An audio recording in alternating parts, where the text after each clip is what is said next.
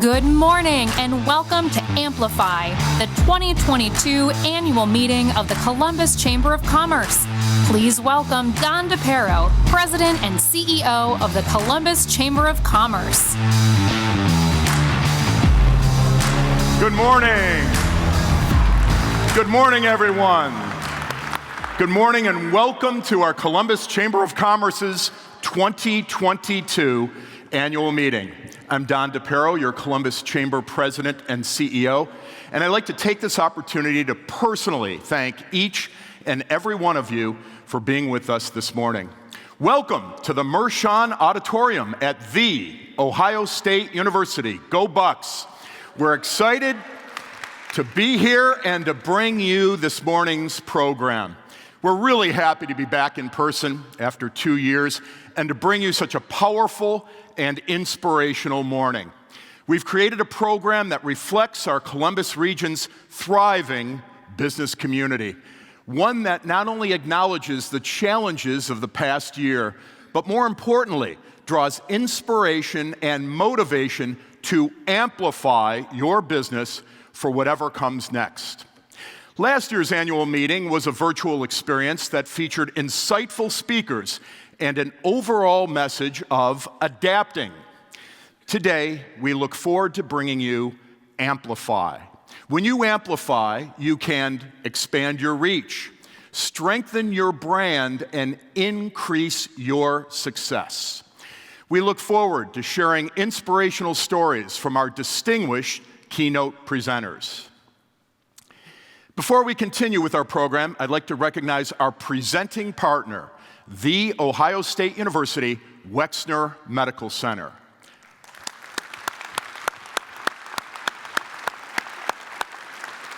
We are grateful to the Ohio State University Wexner Medical Center's support of our 2022 annual meeting and for all that they do to keep us healthy and to strengthen our Columbus region. It's now my great pleasure to introduce to you Dr. Andrew Thomas from The Ohio State University Wexner Medical Center. Dr. Thomas.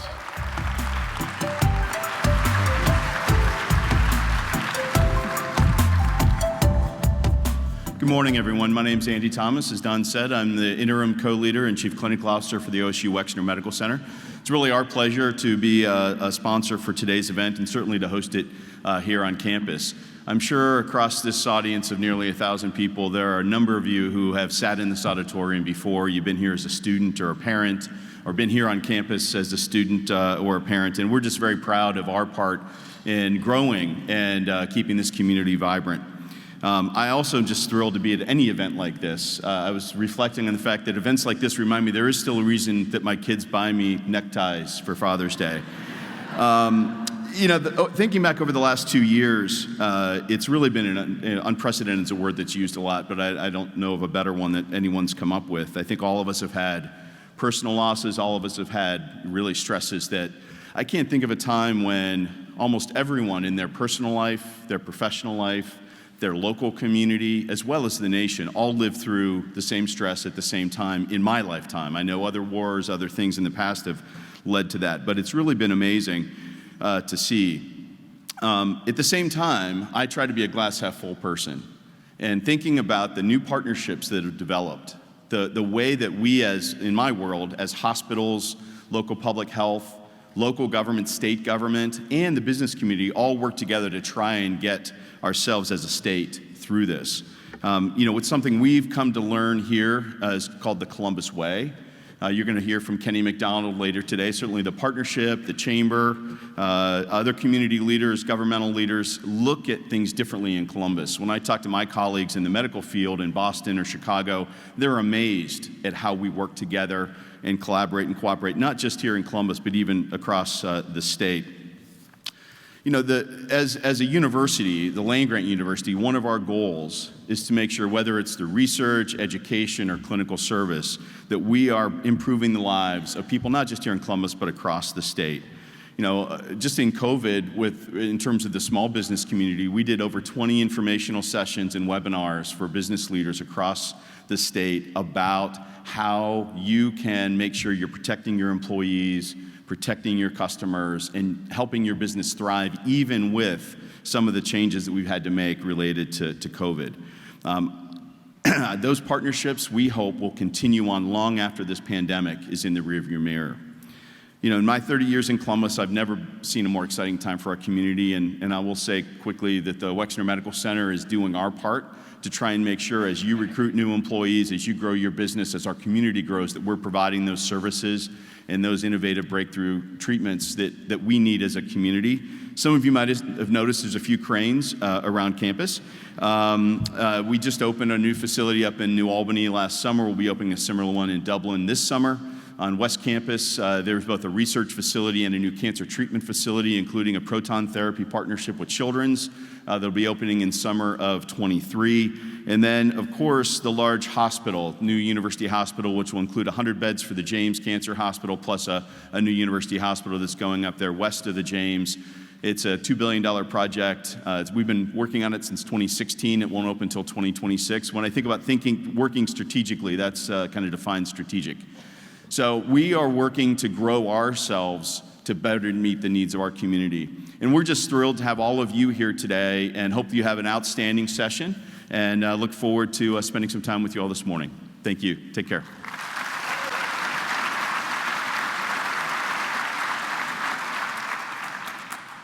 Please welcome Lieutenant Governor John Husted.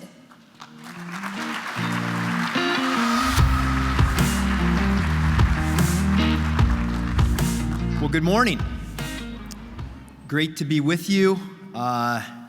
It's an exciting time in Ohio and Central Ohio, and I'm glad to be with you today to share a few thoughts that I think will help kind of give some perspective on where, at least I believe, things are going. Ohio's winning right now. It hasn't always been that way. But we are the go-to state in the Midwest. There's no doubt about it. And a major reason why Ohio is winning is because Central Ohio is doing so well. And I want to put this in some perspective. We are literally in the state creating jobs faster than we can find people to fill them. That's a good and bad thing. If you're trying to hire right now, you know what I mean. Hear a few uncomfortable giggles at that.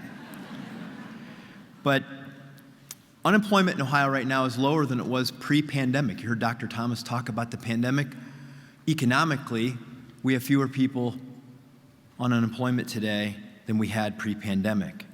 If you went to ohiomeansjobs.com right now, you'd see that there are 250,000 open jobs, 150,000 jobs that pay $50,000 a year or more. And we only have 63,000 people on unemployment. So we have more than 2 jobs that pay more than $50,000 a year for every 1 person that we have on unemployment in Ohio. It is indeed, we are the go-to state in the Midwest. As deglobalization is occurring, we lost a lot of jobs 30 years ago when globalization occurred. Now deglobalization and the reshoring of supply chains is happening, and Ohio is growing. Central Ohio is one of the places that many of these businesses, as we talk to businesses from around the world, that they want to be. And there's a reason why. We're on the campus of one of them. Having great educational institutions, very, very important to attracting talent and attracting businesses. It's not just OSU, it's Columbus State, a fantastic community college, a lot of innovative high schools and other colleges around Central Ohio. Not to mention that we have an amazing thing happening here in Central Ohio with the innovation districts that Jobs Ohio and the state of Ohio invested in to try to triple the amount of STEM talent that we develop over the next 10 years and increase the amount of research that occurs, particularly in healthcare, where there is a strategic advantage in this state for entrepreneurs and businesses to grow. That healthcare innovation is an amazing sector in itself. Not to mention the entrepreneurs. Think about what's happened in the entrepreneurial community in Central Ohio over the last decade, where we've had many businesses that have started from almost nothing and become billion-dollar businesses, many of them exited or valued at that level or more. And all of those things happen before We landed the largest economic development project in the world when Intel announced that they would construct the largest, most advanced semiconductor production facility on the planet. And the reason that they made that choice is because the state of Ohio and Central Ohio have done a lot of things to put themselves in a position, as I say, after 30 years of hard work, we had an overnight success.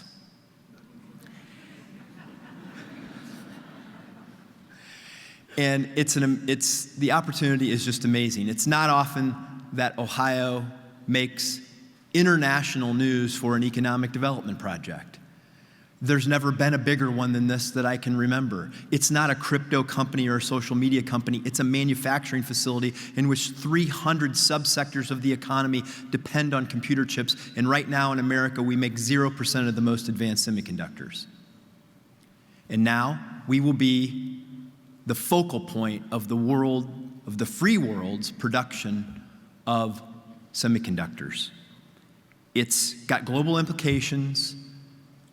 It will help preserve America's economic and national security.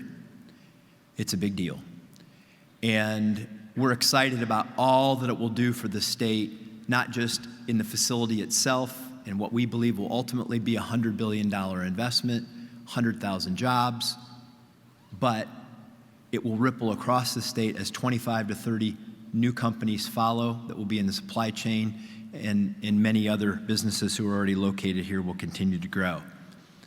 And as we talk about the future, the question for the people of Central Ohio and our state is, how will we embrace that opportunity?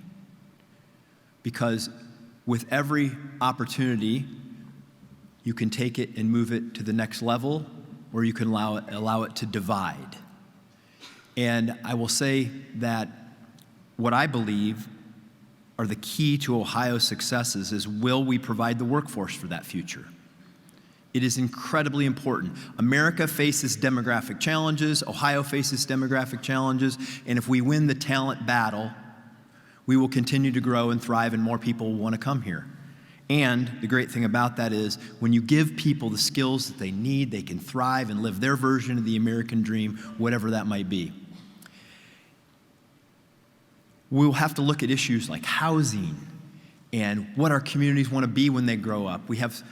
I know that if you go out by the site out there, you'll see that there's a lot of farmland, and people are gonna look at that, and they're asking questions themselves. What do they want to be? What does each community want to be? And we have some amazing communities in Central Ohio.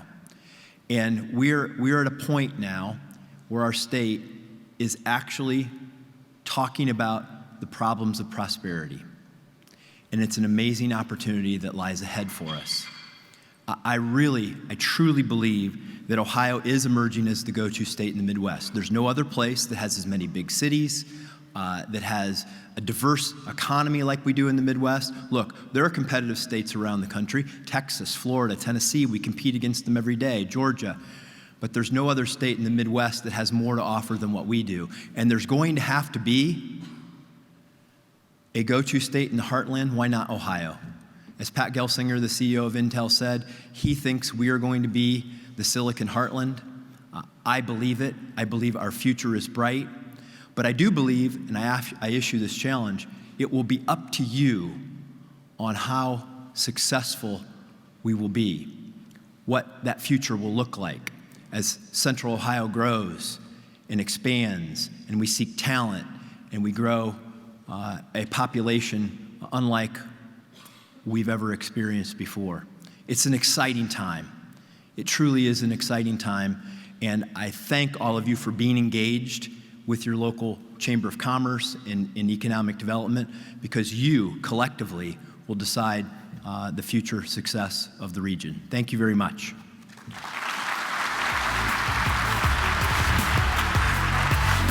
Hello, I'm Greg Hubert, founder and president of Crimson Cup. My name is Doug Buckley. I'm the founder of Black Kahawa Coffee. I'm a Columbus native, but I lived in Tanzania for 11 years. And part of that time there, I started a coffee shop, and I taught women how to roast coffee. And when I started that coffee shop, I was home in Columbus on a trip, and went to one of the Crimson Cup locations and spoke with the manager there and got connected with some training. And that training allowed me to go back to Tanzania and pass on some barista skills. But my return to Columbus was in 2019, and I returned with a desire to start a company focused on East African coffee. And I connected with the Urban League very early in my registration of the business. And between the Urban League and the Chamber, there was a new partnership. And that partnership led to Black Kahawa Coffee being one of the businesses that got a Chamber membership through this partnership. And when my member, Representative Mallory, said, who would you like to get to know on this list, Greg and Crimson Cup were the first person and the first company I wanted to connect with. So that was really cool. Yeah, and when we first got together, it was exciting for me because I realized right away that Doug was certainly passionate about what he was doing in Tanzania, what he wanted to do with coffee, and that fits right in line with what we already do at Crimson Cup. We travel the world and not only purchase coffee from coffee farms around the world, we work within their communities to make them better. So we teach them how to make better coffee, and that's what we want to teach people how to do, teach farmers how to do, because it was amazing to me that most don't know how to make great coffee. And so we can show them how to make great coffee, and we'll pay more for it. So our customers will pay more for it, we'll pay more for it, and of course it helps the farming and the farming communities there. Yeah, it's awesome that we got put together because there's so many opportunities that's available to us to make a difference, both away and then here in Columbus too. Yeah. So, and providing the opportunity for people to be able to make a purchase that makes a difference. Yeah, and I thank you, Greg, because I feel like I think when a business is successful and becomes a resource in its community, it's really amazing, and I feel like that's what Crimson Cup was to me when I came back and got that training when I was starting a coffee shop in Tanzania, and then now to reconnect and be collaborating. I'm excited for Black Kahawa to be a resource for other roasters and providing green coffee from East Africa. And I think this partnership can have impact in Columbus and international impact as well back in the countries where the coffee is grown. So thank you. Thank you. Please welcome Kenny McDonald, President and CEO of the Columbus Partnership.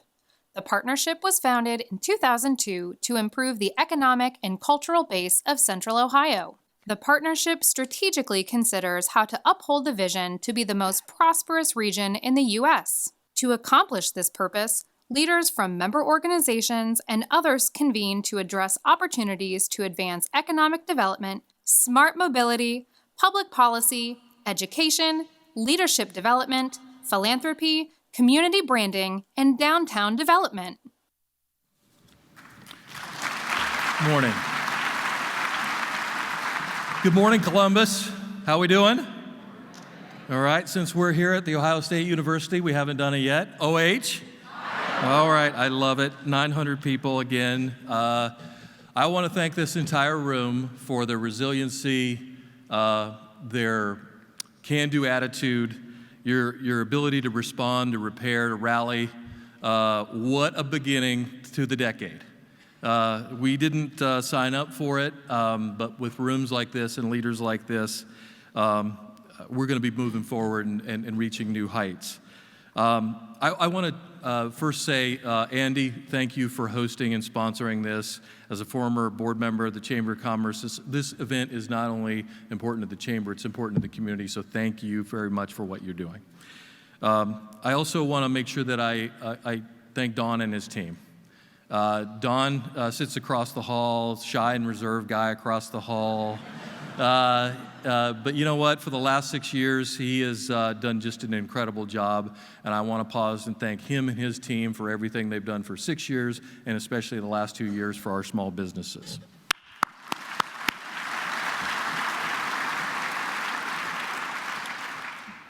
This is an incredible point in time for us, an inflection point. I was thinking this morning, we've been hosting this meeting in Columbus, we and people that came before us for well over 100 years, and hopefully there'll be rooms like this 50 years from now, and I wonder what they will be thinking about what we were thinking at this point in time, right? It's a tipping point for our economy, for our communities, and in fact for the people that live here across our region and in our neighborhoods, in our cities and villages and townships, and really even across our state. We predicted the economic transformation. It was predictable. We could see it before the pandemic. But you know what? Everything got moved up by about a decade. We didn't sign up for that either, but we're up for it. That is why the goal, our vision for being the most prosperous region in the country, is more important than ever. It is bold, it is important, it is necessary, and I firmly believe it's attainable, and perhaps only here. 0 out of 200 regions in this country had job growth, raised their standard of living, and reduced disparities in health and wealth across their communities. 0 out of 200 metro areas in this country last decade, and I would say probably the decades before. We were in that group. We can be one of the groups, maybe one of the only groups and regions that break out of that. And so we've got to wake up every morning thinking about how we run our organizations, our businesses, our institutions towards that goal. Again, we've proven we can grow. We've proven that we can raise the standard of living for many because of that growth and that vibrancy and all the work that goes on in our organizations. We have not proven that we could do it for everybody, and we have not reduced health disparities and economic disparities in any meaningful way over the last 15 years, and we can do it, and we have to do it, and that's why that goal is more than just words on paper. It's what should get us out of bed every morning. As Intel reminded us, January 21st, 69 days ago, we were built for this. I love that tagline because if you really think about this region, we were built for this. We have the talent, we have the infrastructure, we have the institutions, we have the history, we have the leadership, we have more resources, financial, intellectual, more data than we've ever had before. We know where to apply the resources. Our capacity to accept change and adapt to a world, if we've proven nothing over the last 2 years, man, we can adopt, right? Especially our small businesses. The heroic efforts of what they've done. We've proven that we can do that, and so any new obstacle they throw in our way tomorrow, we will huddle up in rooms like this and through organizations like the Chamber and the Partnership, and all through our region, and in our businesses, and we'll get it done. At the same time, we don't just get through. We've done huge things. We've done big things. We've been a leader in this country. We've been even a global leader in many things that we've done over the last several months and the last few years. And we're going to have to continue to do it. Now, on the positive side, the future favors the Columbus region. The work we've done in the past, as Lieutenant Governor said, has led to some of the victories that we've been announcing lately. You never win by showing up in the fourth quarter, making a few shots, and calling it a day. You start winning in the back room, in having the tough conversations in your community with your partners, and we did that for a long time, and it's paying off, and we're going to have to continue to do that. It favors collaborative and bold communities. You have to be both. It favors our industries. Life sciences, check. E-commerce, check. Electric vehicles, check. Excellence in finance and insurance, check. World-class healthcare and mental health care facilities and leadership, check. And pretty soon, semiconductors, check. How about some applause for that? All right.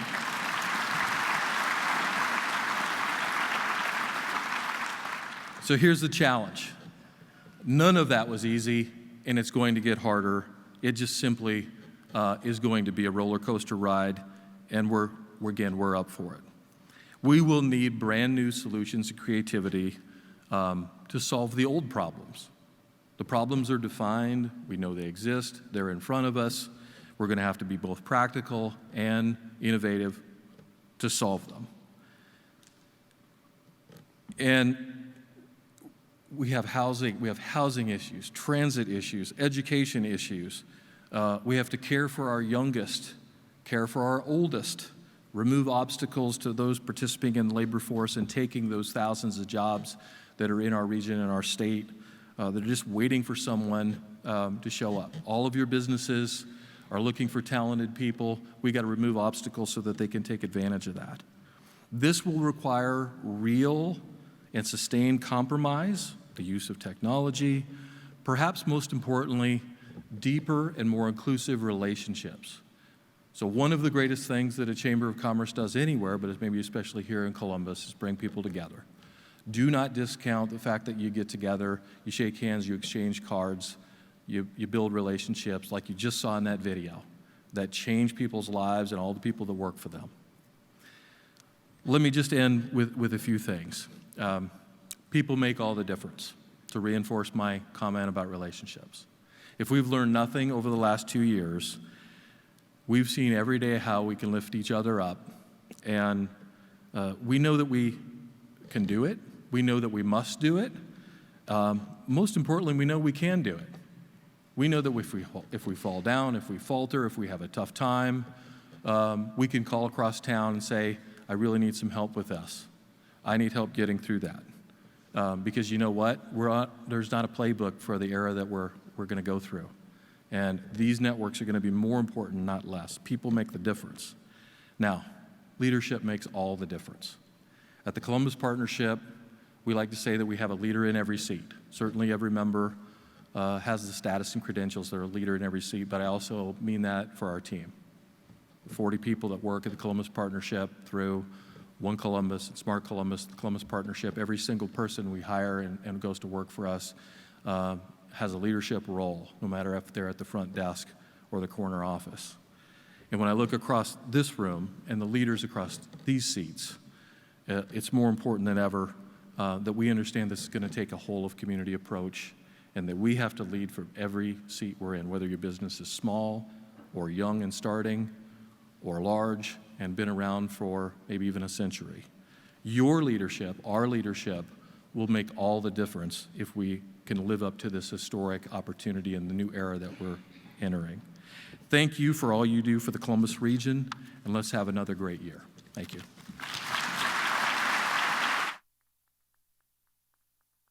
My name is Jeremy Mumpower. I'm the owner and principal of Conspire. We're a strategic branding agency. We build brands on purpose. We do that with a combination of strategy, design, and marketing. And we've been a chamber member since the spring of 2020, when we knew that we needed to find more and better ways to connect with our community.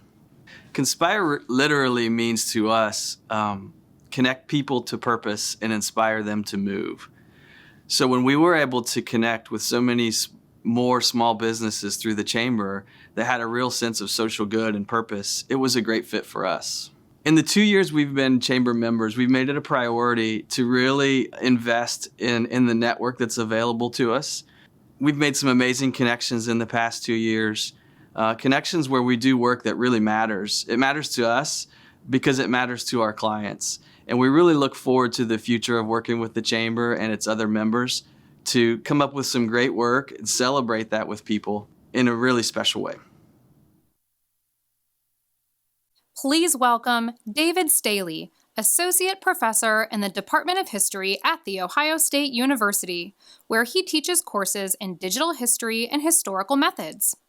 David holds courtesy appointments in the Departments of Design, where he has taught courses in design history and design futures, and educational studies, where he has led the Forum on the University.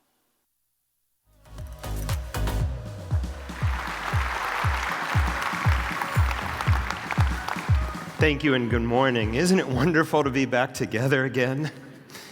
Feels a little strange to me, but it's still very wonderful, I think, to be back together again.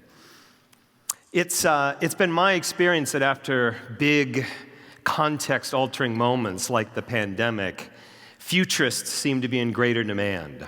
So I spend some of my time as a futurist, and I can tell you there have been lots of people over the last 2 years that have been seeking out my advice, I suppose. They say, wow, tell us what we're missing, or help us predict the next big thing. But as I say to every audience, futurists can't really predict the future. The future is a little more complex than that. What futurists can offer, however, is clarity, not certainty about the future. So please allow me to provide some clarity about our future. Our post-pandemic world will be characterized by what I'm calling perpendicular change. The pandemic changed everything overnight, upending our beliefs about how the future was going to progress.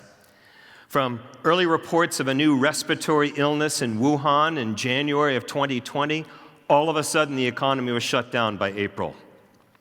Change at a right angle to the trend line. That is perpendicular change.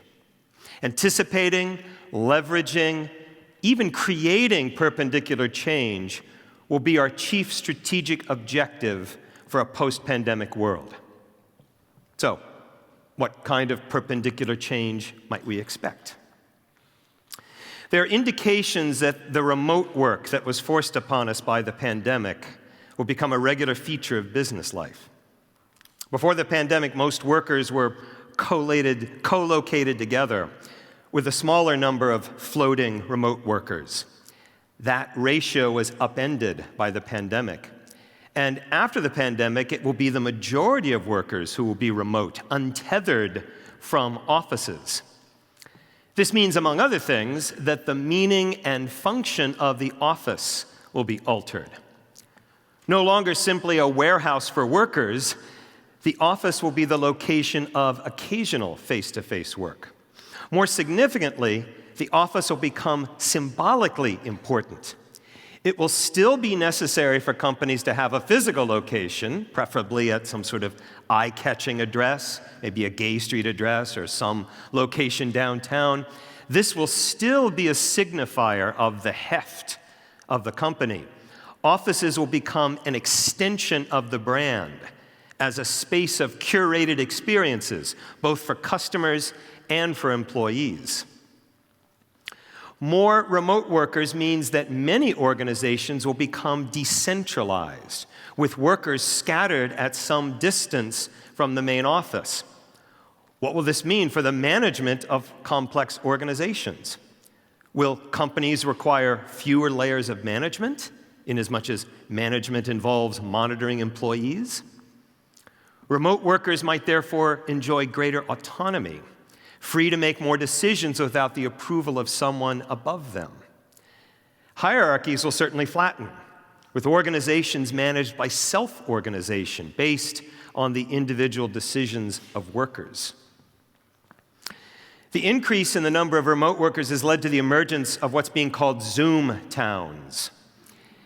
Many companies are discovering that those remote workers are moving to places that provide them a better quality of life, that allow them to be closer to family, that offer more affordable housing. I can think of no better place than Central Ohio.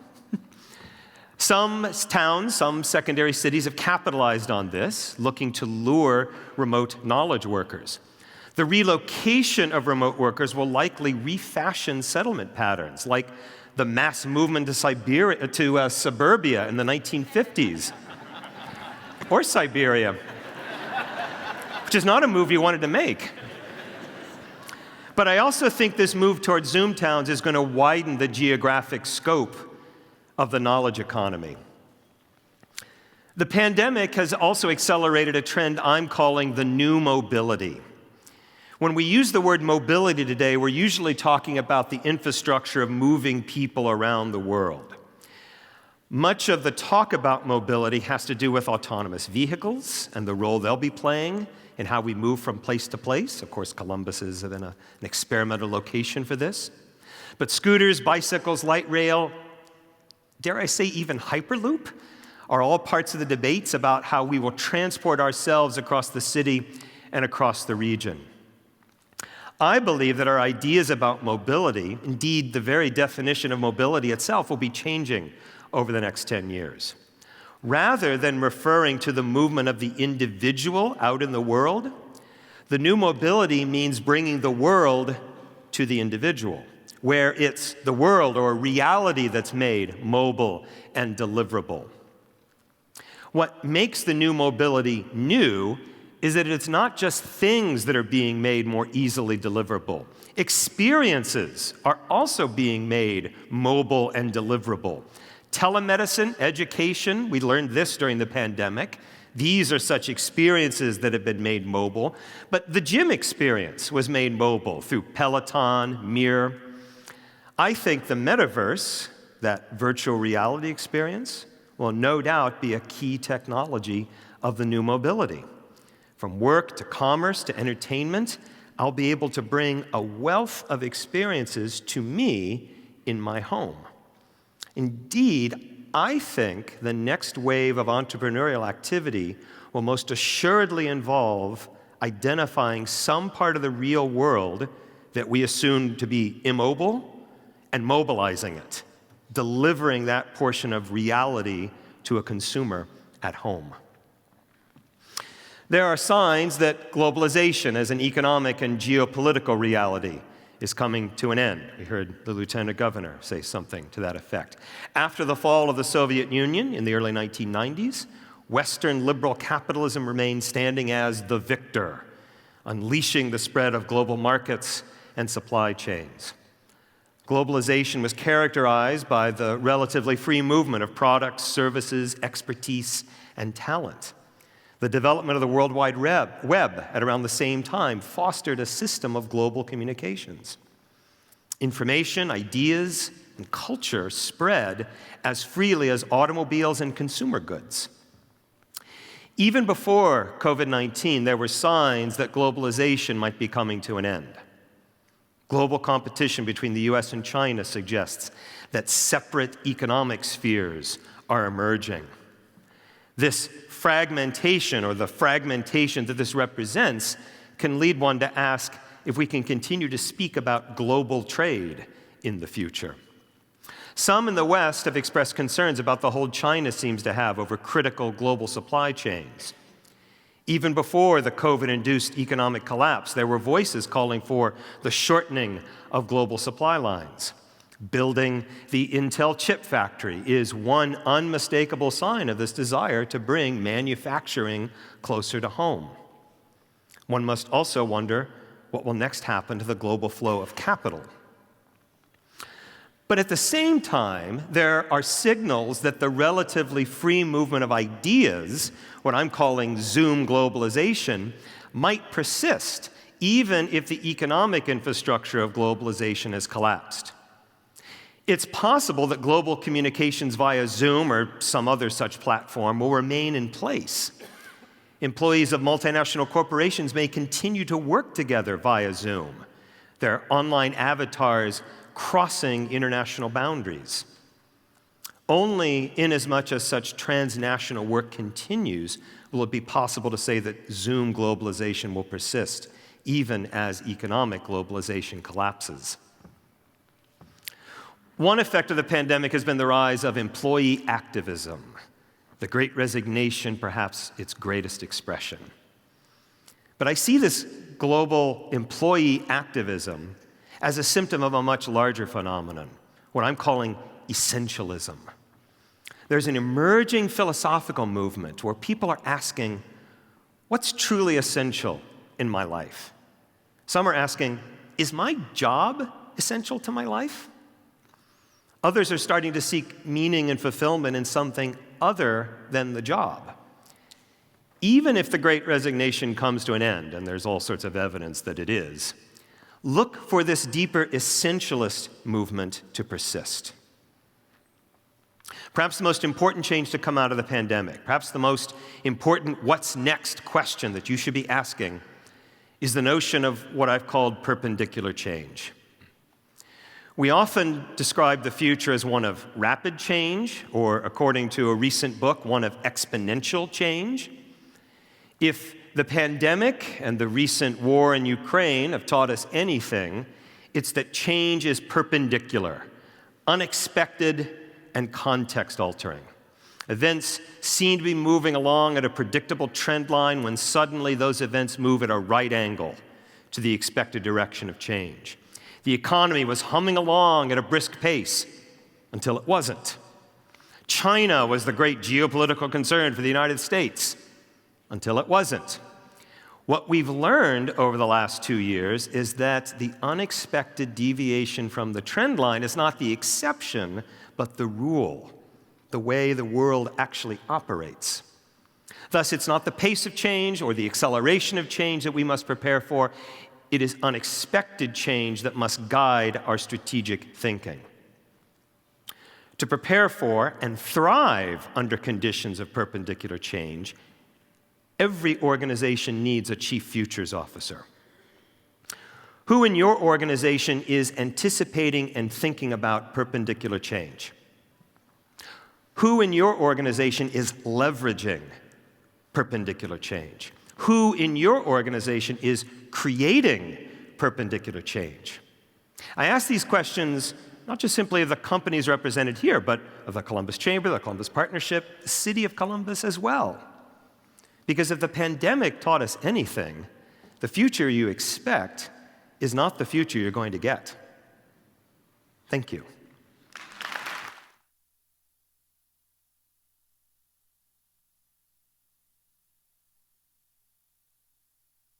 My name is Katie Rodman. I'm the Director of Development at NC4K, a nonprofit based here in Columbus, Ohio, that serves the pediatric cancer community. We're fortunate to be members of the Columbus Chamber and have amazing partners that will allow us to help our families in big ways and small ways. And this past year, we've had the privilege of meeting Ken and his team at Minuteman Dublin. Hi, I'm Ken Barton from Minuteman Dublin. We've partnered with Katie and NC4K to help them produce and advertise some of their events. The relationship that Ken and I have fostered for both of our organizations started because of our contact at the Chamber. Without the Chamber, this relationship that Ken and I have would not exist, and the impact that we've made together for our families wouldn't have happened this past year. So we're grateful for the Chamber for starting the conversation for us, and we're grateful to Ken and his team for bringing our ideas to life. I don't even know if you know half of the things you've done with all these banners. I'm pretty sure I don't, yeah. It's pretty hard to nail down a moment that these banners have created that stand out the most, because there's over 60 kids represented on these banners, and I had so many kiddos that were being pictured, and there's one family that is on our race committee, and this is the hardest story to tell, but it's the most important in my opinion. Sophia passed away right before the race, the day before, and it was devastating. And her mom helped bring this idea to life. We were able to pay tribute to her that day because she was on that banner. And so we couldn't do enough to make that moment easier because they tried so hard for her to be there. And I was able to show her mom that day. And had we not had those banners, had we not had that printed, I don't know what we would have done. I don't know how it would have played out. We would have figured it out, but to not have to worry about how to honor her that day was one less worry that we had that morning. There's so much more that Minuteman Dublin does than just print amazing quality things. They really do help shoulder the hard things that we have to do for families. So, thank you. Thank you. There's no way for me to follow that. Why not work with someone who values the same things we do? Sure. And so we're grateful that the partnership isn't a transaction. It's a partnership. And so we're just so excited for what the future holds and the ability for you guys to really meet our families and figure out who it is that you're impacting. Because at NC4K, if you're a part of our community, our families will welcome you with open arms and tell you all you want to know and then some. Kids don't hold anything back. And that's why we love them, because no matter what they're going through, they're still kids. Well, let's make that one of our goals for 2022 is for us to get more deeply involved. Sounds like a plan to me, Ken. Yeah, I've got a great plan. Guys, we're making business plans. Yeah. Who knew? On tape. Yeah.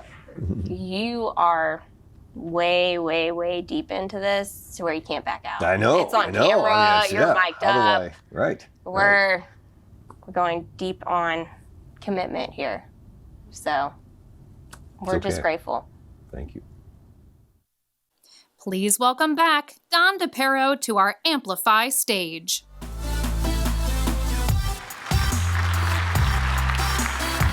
It's okay if you're a little emotional right now after that, as long as you're not crying after I speak. That's the important thing.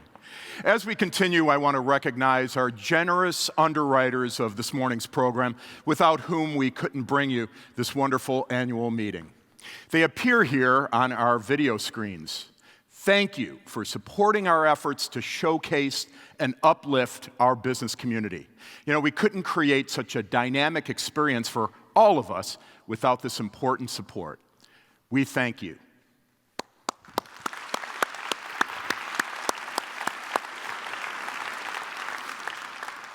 Also, special thanks to our production partner, Live, and our recording partner, MA Productions. They make today's live program possible. Thank you. And of course, we're especially grateful to our theater partner, the Ohio State University Wexner Center for the Arts Mershon Auditorium. Our Columbus coffee partner, Crimson Cup Coffee and Tea, and you met Greg Hubert, who's a great board member of the Chamber on the video screen just a few minutes ago. And of course, Greg is ensuring that all of us are sufficiently caffeinated this morning. That's important. And our breakfast partner, Sheets, for feeding us this morning. They're going to feed us on the way out. And also, welcome, Sheets, to the Columbus region. It's great to have you here. You're a great business partner. Thank you so very much. You'll also find at your seats a copy of the Influencers Yearbook with some additional gifts. Congratulations to Columbus Business First for another wonderful publication. Thank you so much.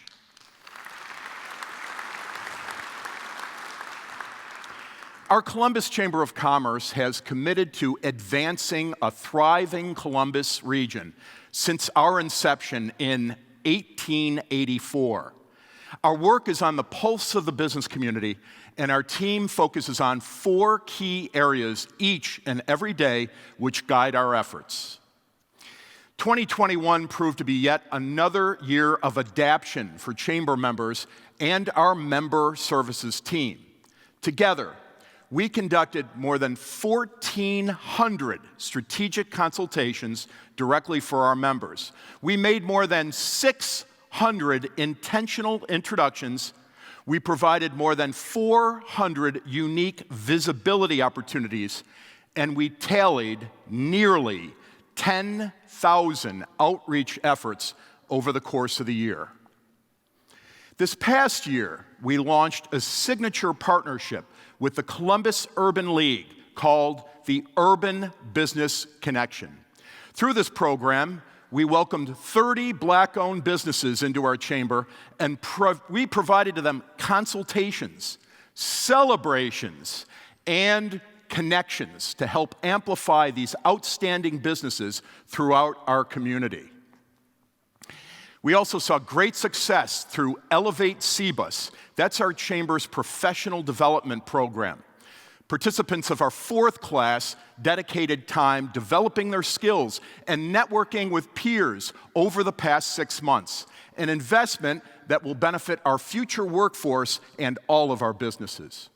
Nominations are currently open for our 5th class of Elevate C-Bus. Our members proved their resiliency in yet another year of uncertainty. We fulfilled our promise of helping our members thrive by continuing to offer valuable services and resources that met their specific needs. For example, our Columbus Region Logistics Council offered educational events throughout the year. During the 2nd year of this pandemic, our team worked tirelessly to amplify, support, and retain more than 2,100 members. 2,144 to be exact, not that we're counting. We look forward to another vibrant year advancing our members. Here at the Columbus Chamber of Commerce, we believe in diversity, equity, inclusion, and access. We know that organizations with inclusive workplace cultures and a diverse workforce are more successful and better equipped for the future. That's why we took action. In July of 2021, we asked Elizabeth Blount McCormick, president of Uniglobe Travel Designers, to chair our DEIA committee. The committee commissioned an audit that led us to make broad changes. One of those was to add a DEIA leader to focus on this vital work every single day. Cherise Sledge-Thomas joined our team last October, and she's driving this work. But we can't let the momentum die. So we encourage all of you to get involved by scheduling a consultation or by making a direct donation to our Columbus Chamber Foundation so that we can continue this very important work. Now I have the great pleasure of introducing to all of you Elizabeth Blount McCormick and our new Vice President of Diversity, Equity, Inclusion, and Access, Cherise Thomas. Elizabeth and Cherise will be sharing a brief message about our DEIA efforts at the Chamber. I'm Elizabeth Blount McCormick, president of Uniglobe Travel Designers. As a local business owner and Chamber board member, I knew we needed to take sustainable action. That's why we formed the Chamber's DEIA committee, which I lead in partnership with Cherise. The committee consists of 12 members who either represent a diverse community or serve as an ally. Our purpose is to advance the Chamber's DEIA mission and vision by providing thought leadership, guidance, and recommendations. To get started, we commissioned June Stewart of AMPLIFY Partners to conduct a DEIA audit. The audit provided us with some valuable insights. We knew the work was important, so we hired Cherise to bring the vision to fruition. We also partnered with the Columbus Urban League to launch the Urban Business Connection, an innovative partnership to advance a shared priority of improving racial inequities, specifically amongst Black entrepreneurs and businesses. Through this collaboration, 30 Black-owned businesses became members of the Chamber community, providing access to everything from high-level consulting to social media, direct sales, marketing support, and much more. Mallory Roth leads this program, and we are expanding it to include 40 additional businesses this year. Hi, I'm Cherise Sledge-Thomas, and I'm responsible for diversity, equity, inclusion, and access at the Columbus Chamber of Commerce. As the Columbus region grows, so does its population. We expect our population to increase to 3 million residents by 2050. With population growth, diversity will increase as well.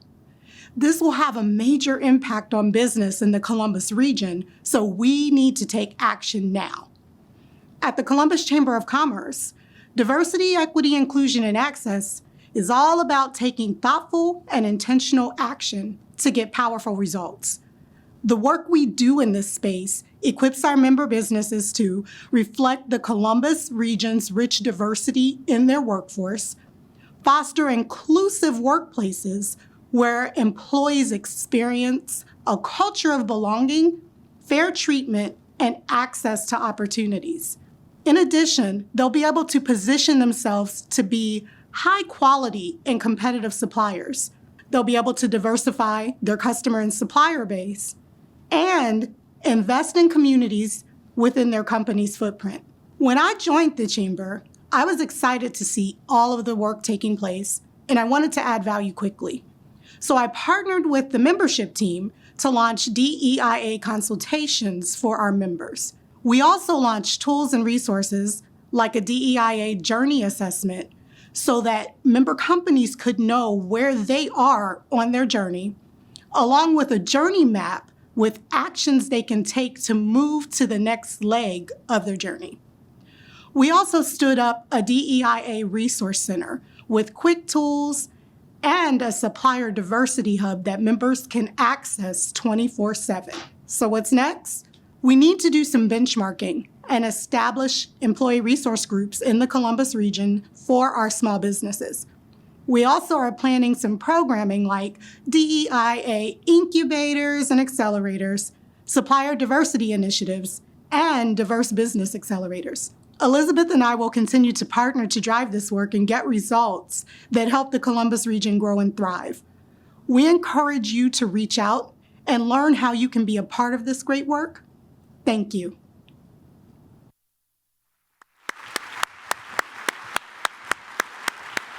Thank you, Elizabeth and Charisse.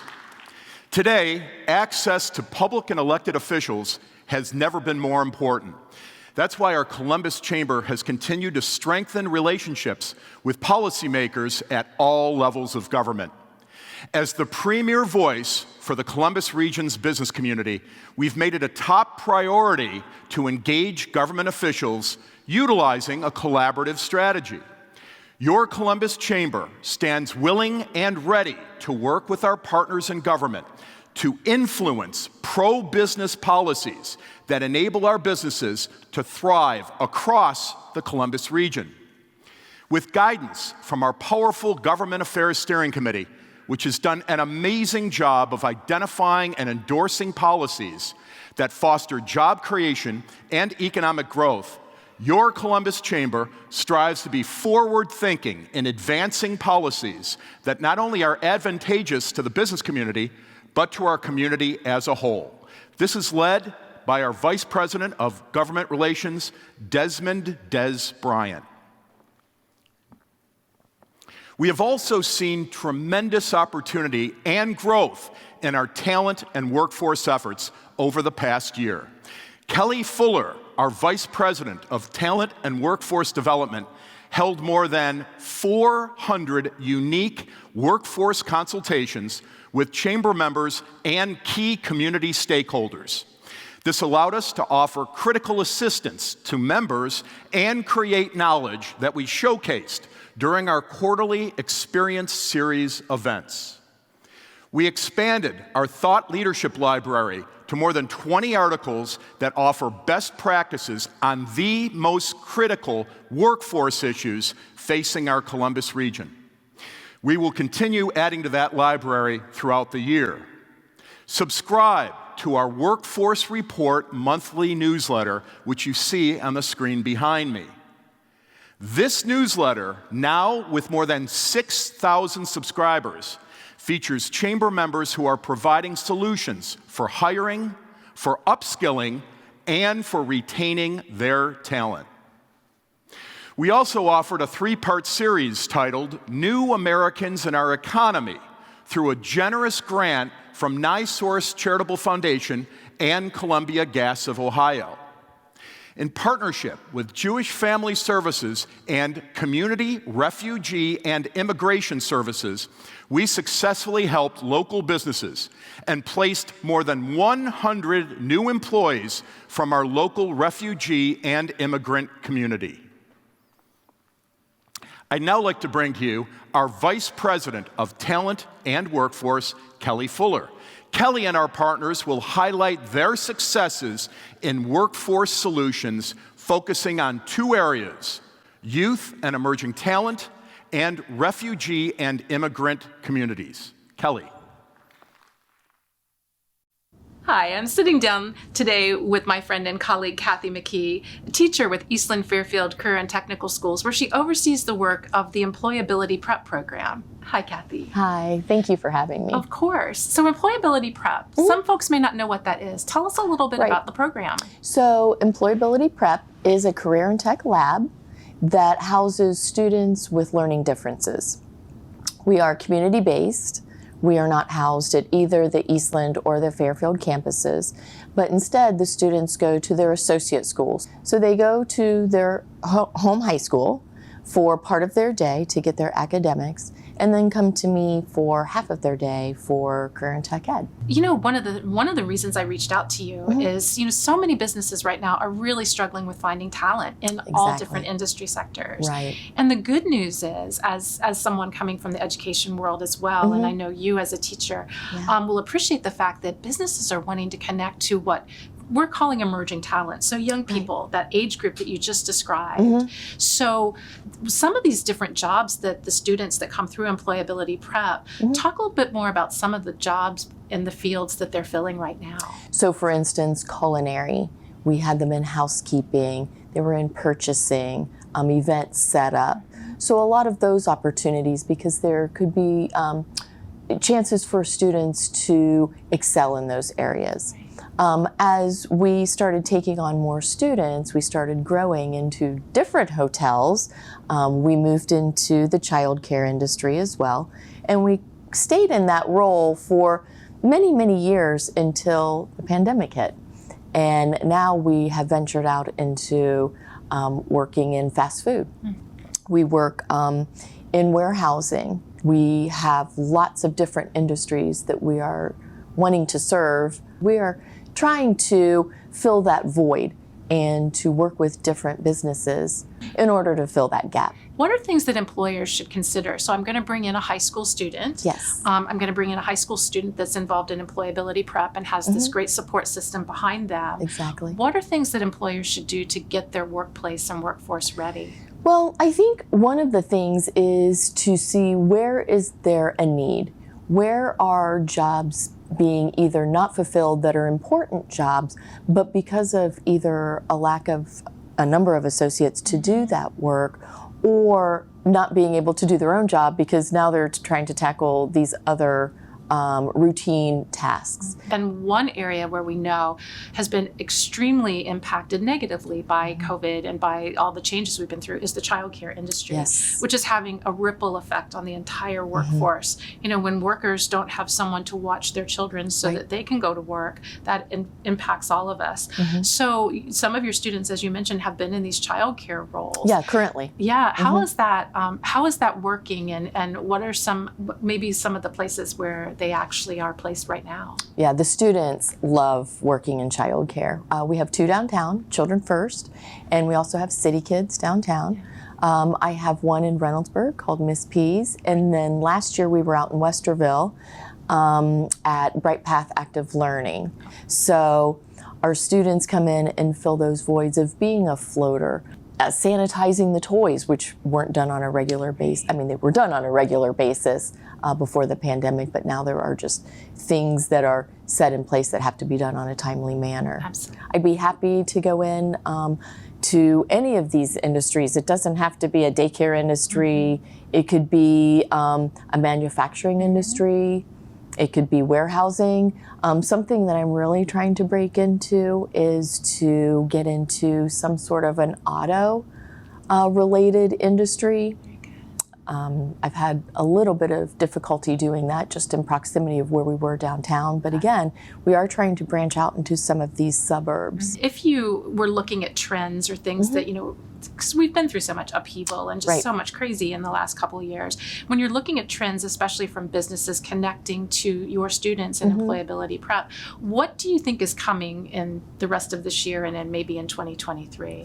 I think there's still going to be a great need for employers to be hiring people. It's in all facets. It's not just in daycare or in hospitality. I mean, it is affecting everything across the board, even manufacturing, where they didn't have problems with that before. Yeah, and that's the goal, right? I mean, we want to continue to share all the great work that you're doing, that the district is doing, and that these young people are doing when they're at their place of employment. Exactly. Thank you so much for today. Absolutely. It's been so good to see you. My pleasure. Very good to see you too. Thank you. In our region, we have close to 190,000 foreign-born individuals and close to 90 different languages spoken in the homes of Columbus City school students. So what can we do? How can we collaborate to increase the refugee and immigrant participation in the workforce? So today I'm with my friends Frank from AmerisourceBergen and Tariq from Jewish Family Services. So before we get started, Tariq, I'd like to turn to you. Can help us understand who the refugee and immigrant communities are in Columbus. I'm glad you stepped back so we can understand the concept of these communities. People use the word immigrant, refugee interchangeably, but there's a significant difference between the two communities. One, immigrant is somebody who comes to the United States for economic gain. So if somebody from Germany or India comes here to be a software engineer or what have you, that person is an immigrant. Somebody who is fleeing persecution and war and comes to the United States based on that fear of persecution, that person is a refugee. And Jewish Family Services serves refugee and immigrant populations. Certainly, we serve both populations, refugees and immigrants, but most refugees after 5 years, they become a US citizen.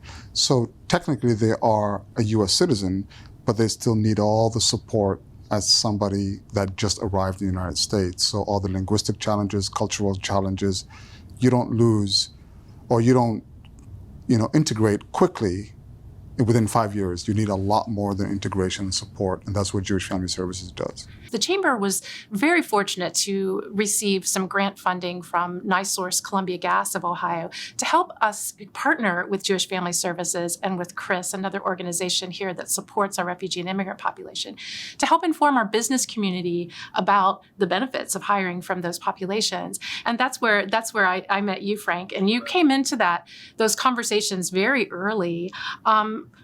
What is it about AmerisourceBergen and the work that you do that allows and supports and fosters creating a diverse and inclusive workplace that would be desirous of connecting to our refugee and immigrant populations? I think it starts at the corporate level. Our executive team supports the concept of diversity and inclusion. All of our buildings have a very welcoming culture. Specifically for my distribution center, as you walk in, you'll see material as soon as you walk in multiple languages. And then once you walk into the distribution center, you'll see the different international flags. And that creates a lot of excitement. And I know when we are bringing in our new team members, they're looking, where's my flag? When's my flag? We recognize diversity. What's the best way to reach our refugee and immigrant populations and share the work that you're doing and encourage employment? No, I'm going to add to it, and Frank is being very modest. It's his leadership, his vision, and also the support of the corporate team that supports him as well. Most companies in the U.S. particularly have this bureaucratic system of when hiring folks, and there's an application. There is the wait period time. There is the drug testing, go and get drug tested, do this. So for somebody in poverty, that's 5-10 days is a very, very long time. And Frank recognized that, and he reduced it based on all the things that you could literally pack into such a short amount of time. He did, and his team followed, and I'm very grateful for that, because a lot of people cannot wait that long to wait on a job that you may or may not be hired. Right. Imagine that. So he reduced that. I've spoke to him about transportation, and the core issue. If you live in Columbus, Ohio, 43224, 43229, that's the north end. The distribution center at Amerisource is all the way Groveport area or Lockbourne area. So you've got a huge distance between the two. How can you minimize that gap? Well, he said, let's figure it out. What's this? Let's figure this issue out. And he did. And that solved. Retention went absolutely amazingly. Linguistic issues. He said, let's get it translated. What do you need? Marketing? Let's figure this out. I mean, this man, I'm telling you, I'm not only him, but the entire system, the way it worked perfectly, flawlessly. And this is why it's one of my successful partnership I've had for 20 years. Wow. Frank, AmerisourceBergen obviously is a large company, many employees. You were sharing with me before, I think, that there's a larger percentage now of people who are foreign-born who are working at AmerisourceBergen. Talk a little bit about the numbers of hires you've had since this reconnect with Tariq and with Jewish Family Services and the percentage that represents in your workplace. Yeah, absolutely. So we currently have 2 buildings in the Lockbourne, Ohio area, which employs approximately 420 people. Prior to recruiting and partnering with not only you and Tariq through JFS, our mix now is 54% of our workforce is foreign-born. As we're kind of wrapping up here, I just want to hear from both of you, like if you could be sitting down with mostly maybe a small to mid-sized business right now. Tariq, I'll start with you. What would you tell them to get started if they want to move into this very intentional hiring and connectivity to our refugee and immigrant population? It's important first and foremost to really know your neighbor, know your community, know who is out there, both American-born and foreign-born, the LGBTQ community. You need to know your community if you are going to hire from the community. That's number one. Number two, there are organizations that are nonprofit. And by the way, I want to send a shout out to the funders who fund us. This is the Franklin County Department of Job and Family Services, the state of Ohio, the refugee programs. There are programs that taxpayers are paying for some of these things that Frank and I are partnering with.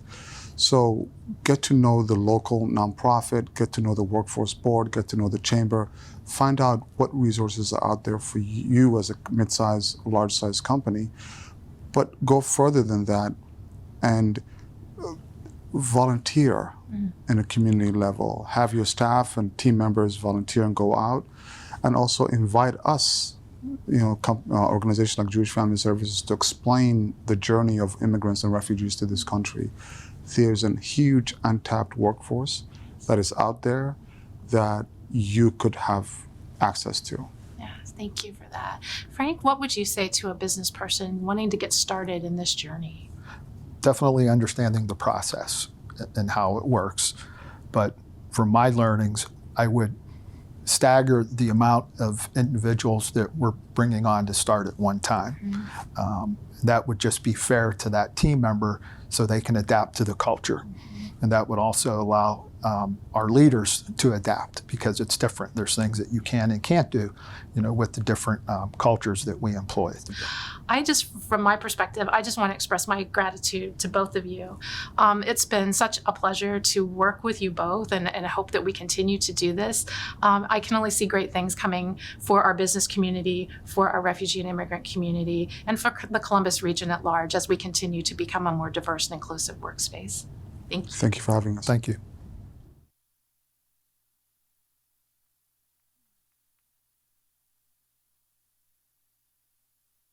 Please welcome Darcy Congrove, Managing Director of GBQ Partners and Board Chair of the Columbus Chamber of Commerce. Good morning.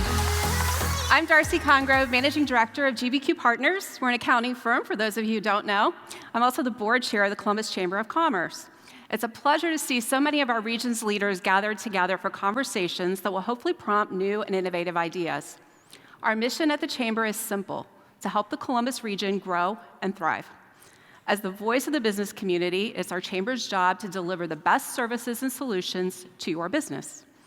We do that through 4 distinct strategic pillars of service: making connections, government relations, strategic business solutions, and talent and workforce, as you just heard. Our board is made up of businesses of all sizes and industries, and we value each of their unique perspectives. I'm grateful for their dedication, and I am proud and humbled to be their board chair. I want to take a moment to thank our board members of the Chamber for their continued support of the Chamber and our collective business community. Let's give our Columbus Chamber Board of Directors a round of applause.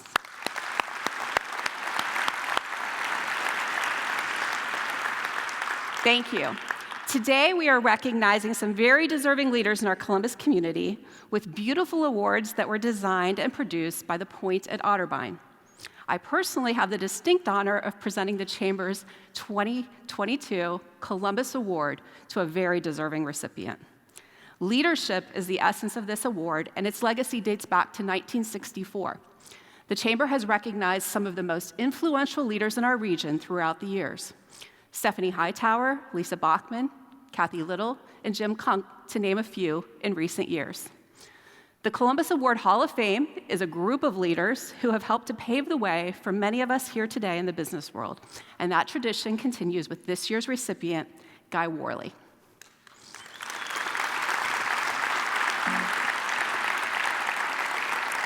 Guy is the retired CEO and president of the Columbus Downtown Development Corporation and Capital South. A leading figure in Central Ohio's real estate development and business community, Guy is a seasoned professional with more than 35 years of responsible leadership, management, and financial experience. Guy served as president and CEO of the CDDC and Capital South Urban Redevelopment Corporation and has been on the forefront of downtown Columbus's revitalization. Some of the city-changing projects that he spearheaded during his tenure at CDDC include the redevelopment of the Lazarus Building into 700,000 square feet of office space, home to the Chamber, the master development of the former City Center Mall into an 18-hour urban neighborhood anchored by an award-winning green space known today as Columbus Commons, and the restoration of the Scioto River and creation of Columbus's premier riverfront destination, the Scioto Mile, with its elaborate network of greenways and public parkland. Columbus Commons and the Scioto Mile are both nationally recognized projects that have leveraged more than $400 million in private investment in the surrounding blocks, adding over 900 residential units and 300,000 square feet of office.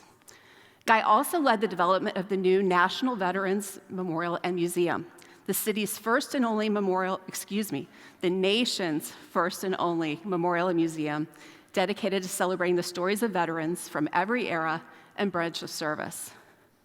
He spearheaded the effort that successfully secured the legislation passed unanimously by Congress, designating this museum as the National Veterans Memorial and Museum. And we know that "the" matters when you're on this campus. Additionally, Guy led the development of the Scioto Greenways, Dorian Green Park, and the American Museum of Natural History inside COSI, all of which make up the Scioto Peninsula Cultural District, the first components of a 56-acre emerging downtown neighborhood.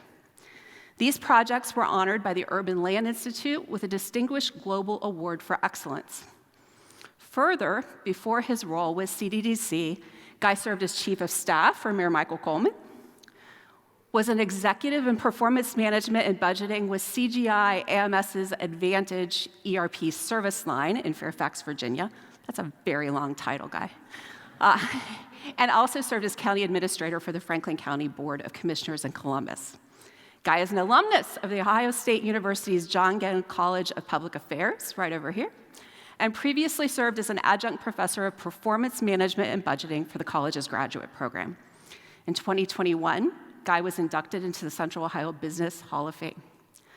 I am super excited to congratulate Guy on this well-deserved honor on behalf of the Columbus Chamber of Commerce, and want to congratulate and thank you. And I have an award.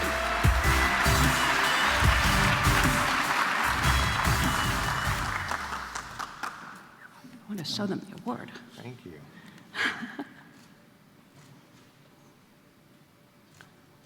Oh.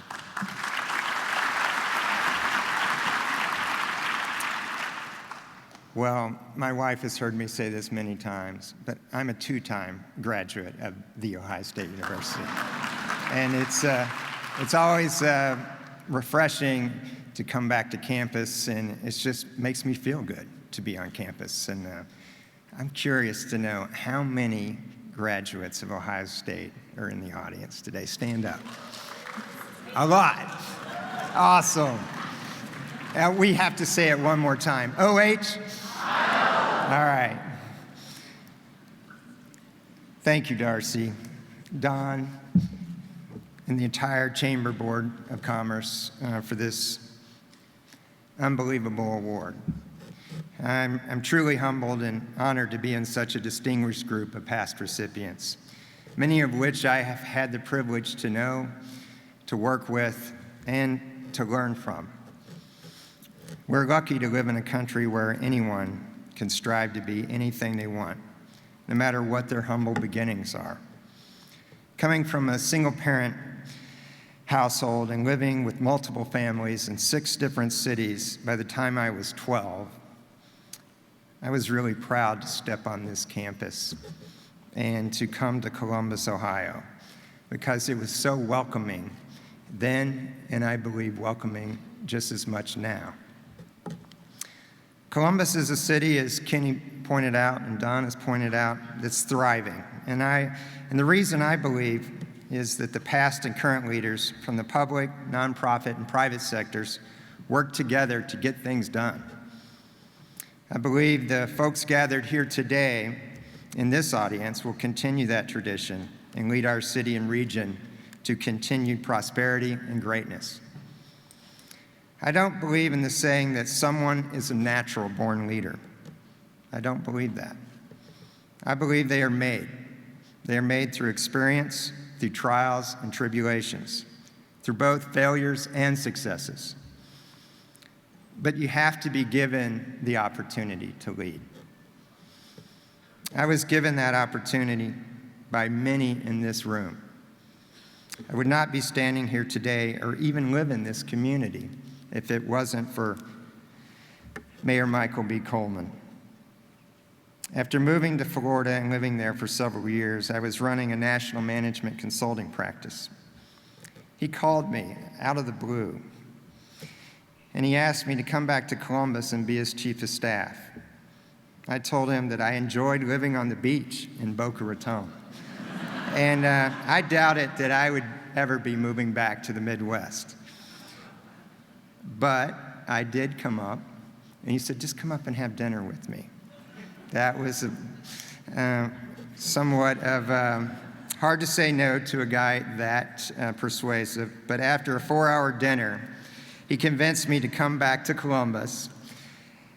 And I believe there's no better salesperson for our city than Michael Coleman. It turned out to be the best decision of my career. I'm so glad I came back and is part of this community. But I was also fortunate to have many mentors like Michael Coleman, John Wolfe, Mike Morris, Dorothy Teeter, Senator John Glenn, and Les Wexner, just to name a few. All great leaders in their own right. I'm not sure someone with my background would have access to an all-star leadership team if that occurred in another town other than Columbus. They gave me their time, their support, and shared their wisdom and guidance. And I learned a great deal from them.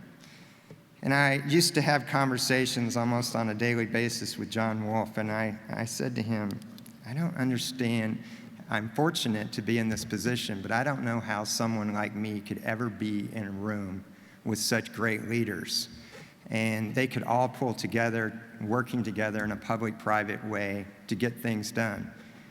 And I used to use the word collaborative, our leadership of our community. And he said, well, that's true, but frankly, the leadership in our community is very collegial. Leaders in our community genuinely care about one another. They genuinely care that their businesses actually succeed.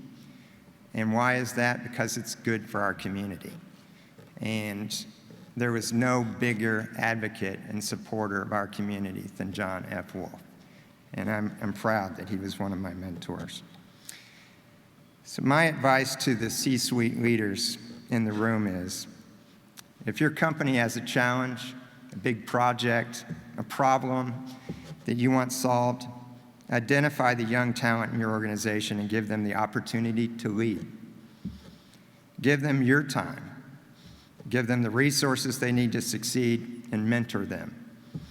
It will not only make your company stronger, but in the end, you will be developing our community leaders of tomorrow.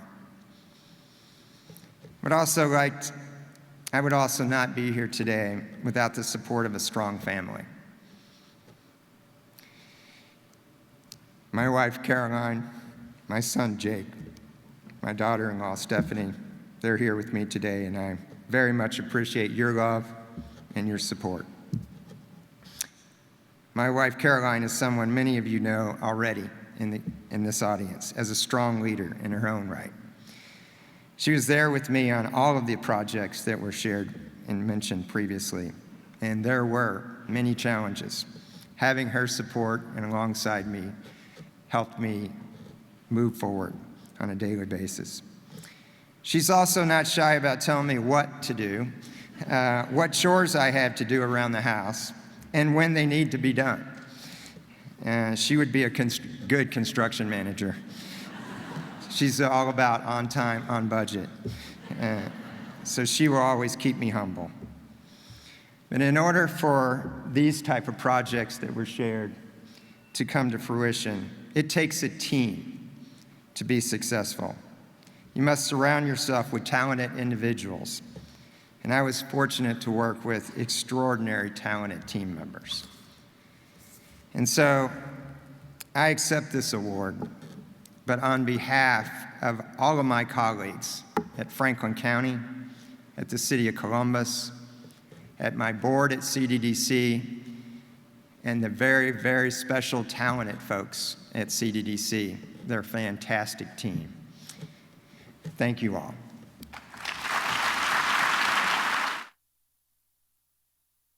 I'm Brad Griffith, the president of Buckeye Interactive, a software engineering and design team in New Albany. We build software, design websites for humans. Yes, we're doing it for companies, we're doing it for city governments, we're maintaining websites and helping to amplify the impact that our clients have, but really we're doing this for humans. Our employees are humans, they're individuals who have life experiences. That a lot of us have gone through things over the last few years here. And so understanding how we can connect with those emotions that each of our team members is having, understanding that when we have a tough situation with a client, they're probably going through something as well, and we need to help support them. The spiritual and emotional intelligence and self-awareness that we've gained from working with the Spirit of EQ helps us to better connect with each of our team members and better connect with our clients and all of the constituents who they're serving. So I hope that you get a lot out of working with Spirit of EQ today. They have some great insights, and there'll be things that you can take home to your family. There'll be things that you can take home to your clients. There will be parts of this that will help you to be a better community member. So enjoy. Please welcome Eric Pennington, Managing Partner from Spirit of EQ. Spirit of EQ is an emotional intelligence data and people development company focused on helping organizations and individuals grow their emotional intelligence. Spirit of EQ solutions have been widely adopted across small and large organizations around the globe. Each interaction and engagement is tailored to a specific need and problem. Spirit of EQ recognizes that each individual and organization is unique.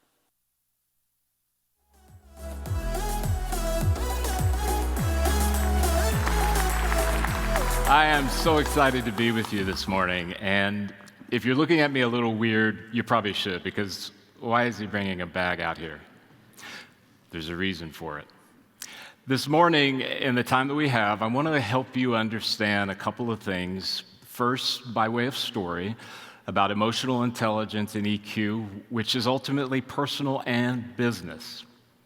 I'm going to leave you with 3 points around those things that will help you, maybe as you go out into this world, you can kind of get a better grasp on what's happening on the inside.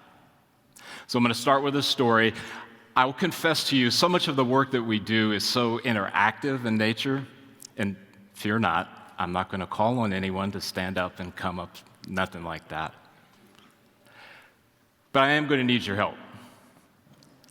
I'd like you to put on, if you could, a mindset of curiosity as we hear, as we listen, as we think about what does this mean to me. Then I also need you to use your imagination, because this bag represents something very powerful and what's inside of it as well. So, with that, a story for you. About 3 months or so ago, my wife and I decided we would do some kitchen renovation. I don't know if any of you have ever done that. I am an amateur. And quite frankly, I am the last person that should be carrying a bag like this because I'm one of those that, well, we got a problem with the sink, call the plumber. Got a problem with the backyard, call the lawn people. And when my wife says, well, how about you? Well, let's call the plumber. So as we did this, one of the contractors mistakenly, I think, messed up our kitchen faucet, at least to a point where it was swiveling back around and around, you know, the twist and turn. So contractor's gone, and I'm just staring at it. Just staring. My wife is asking me, are you just going to stare at it? Well, no, actually, I know it needs to be fixed. And when I mentioned to you earlier about your imagination, I want you to think of this bag as your EQ. And inside of this bag are the tools and competencies that are housed inside of your EQ. It could be empathy, it could be consequential thinking, it could be optimism. So back to the story. I'm faced with this dilemma. Am I going to call somebody and pay them an outrageous amount of money to just turn the bolt a little to the right? I do have some level of pride in me. I can do this, right? I mean, you're looking at me, you say, Eric, come on, how hard could it be? I agree with you. So what I did is I said, you know what? Pliers. It'll be easy. I'll just get underneath the sink, get underneath there. It didn't fit. And even if I did get it on there, the ability to turn, and I got the wrong tool. So, being the novice amateur that I am, I said, you know what? Oh my gosh, there's these socket wrenches. They make them in every size. My gosh, it's got to be universal bolt. Well, let me try this one first. So I'm up underneath the sink, and I'm trying to move.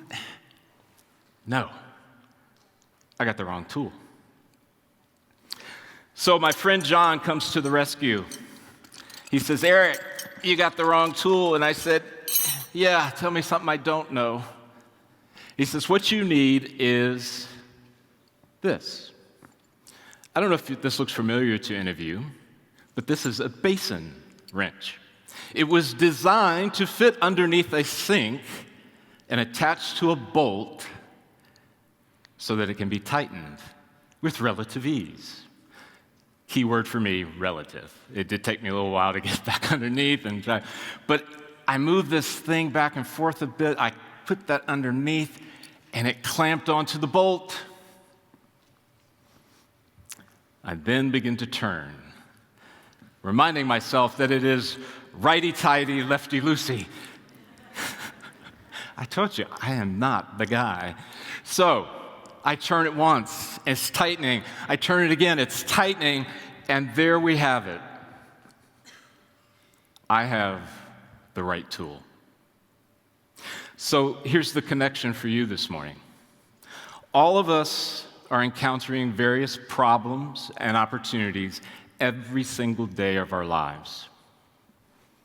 Some are expected, some are unexpected. You've heard speakers this morning talk about change, and nobody comes to us and says, oh, by the way, before we introduce this pandemic to you, Eric, would you be okay with that? We're going to start it around March of 2020.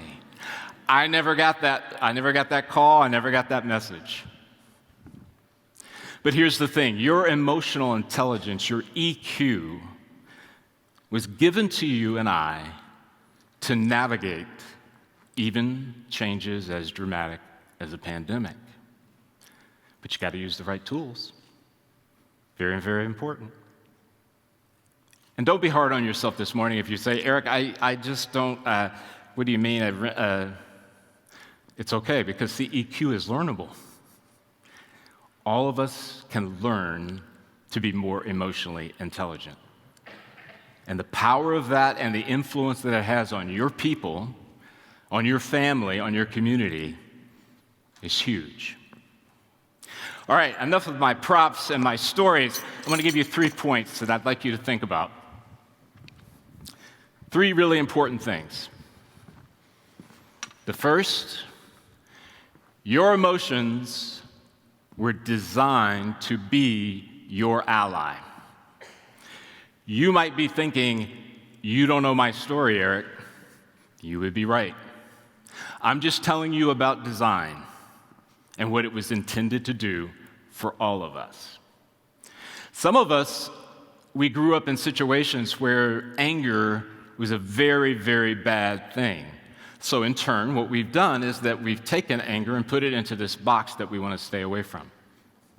I'm here to tell you, if you're willing to be curious about where the anger comes from, it might help you the next time you're in that team meeting and your boss asks about sales numbers. Very, very powerful. Because when we begin to see our emotions are these communicators designed to help us. They're like that personal nudge. Hey, pay attention. I want to talk to you about something here. There's something powerful going on. When we begin to go through that process, real change occurs in you, and then it ripples out. Second point, get to know your brain better. Yes, your brain. Your operating system, I like to call it. It's that wonderful thing that was designed to help you. Now, there's one specific area, and I bring this up because many of the clients that we work with when we're in these sessions, they get real excited about the idea that, hey, my emotions are really my ally. This is great. Now I can start to... And then, of course, the following day happens. There's the staff meeting. It's your wife or your spouse, your partner calling you up saying, you forgot to take care of X. And you start to wonder, I don't think I can do this. Some of what is happening to you right there is your brain's resistance to the change. Because your brain is working on making everything efficient and easy for you. I would just recommend that you do some reading on the neuroscience around emotions and about how your brain works. That way, when you are starting to make the move to do things differently, you're not going to be surprised or find that you have this blind side that stops you from moving forward. My last point for you, and maybe the most important, a definition that we use for EQ is that it is the management of what you think and what you feel to make optimal decisions. I found a way that we can get interactive this morning. How many of you this morning, even if you didn't consciously say it to yourself, wanted to make really good decisions? Anyone? I don't see very well with the light right here, but I'm hoping that every single one of you raised your hands. But see, there's this thing, right, that gets in the way. It can get in the way. The better that we are at making decisions, the better our performance, the better our results, our outcomes. But you got to work on it, and you got to practice it. And this advice was given to me some years ago. Very powerful. He set me down and he said, Eric, I want you to understand something. 90% of your life is going to be the result of the decisions you made. Not what your dad made, not what your boss made, not what the economy did, but what you decided to do. With that in mind, ladies and gentlemen, I want you to understand this is the power of emotional intelligence, to move us to this place of where we are these powerful decision makers. You won't be perfect, it won't line up with all the circumstances, but you will begin to see the kind of results that we all want. And this doesn't just relate to business and business plans. It relates to inequality in the community. It relates to your mother, your brother, your cousin, your sister, your neighbors. So as I close, I have a free gift that we want to give you guys. The Chamber will send out an email post-meeting, and it's a little tool that we use to help people gain an awareness around where they're at. It's free to you. I hope you take advantage of it.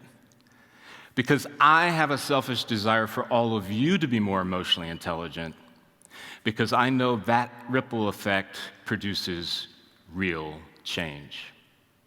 Thank you for letting me share with you about why EQ is personal and business.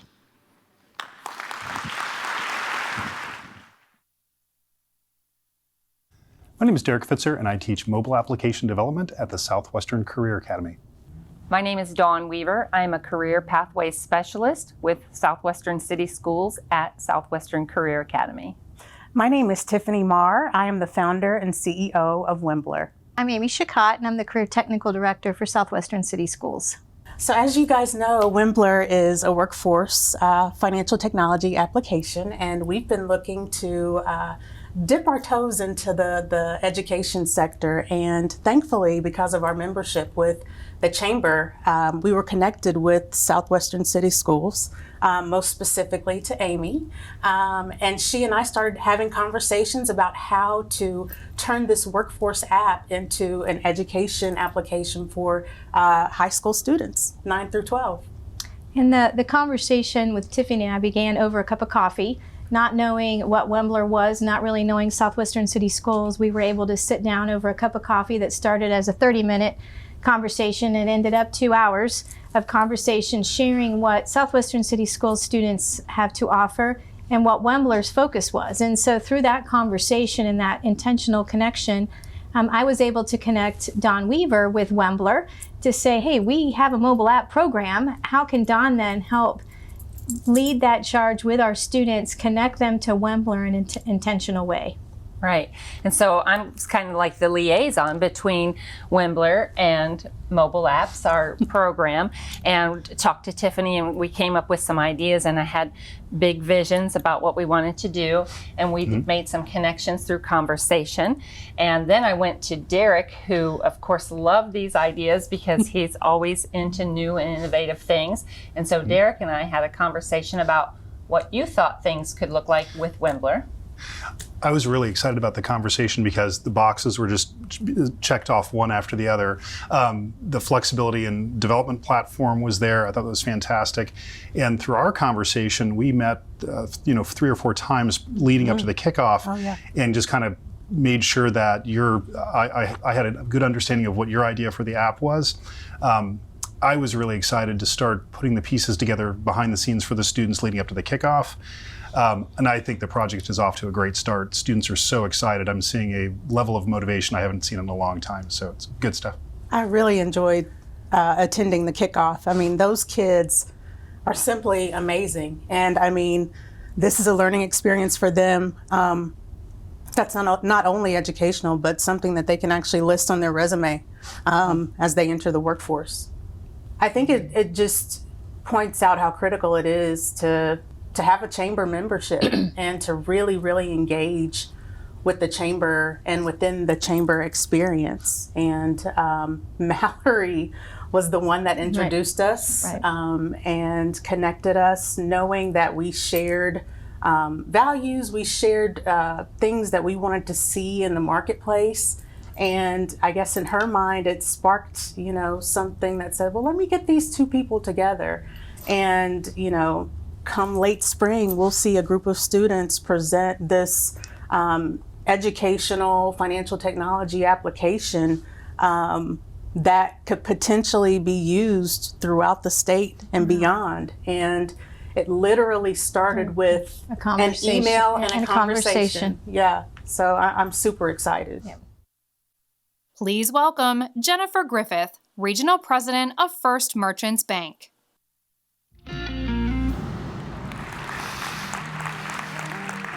Good morning, everyone.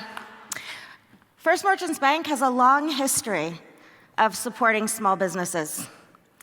It's at the heart of what we do as an organization, and is a big reason why we have continued to support the Chamber's Small Business Leader Award as the presenting sponsor year after year. Small to medium-sized businesses comprise over 80% of our Chamber. The leaders of these businesses are tireless in their work to advance the greater Columbus region.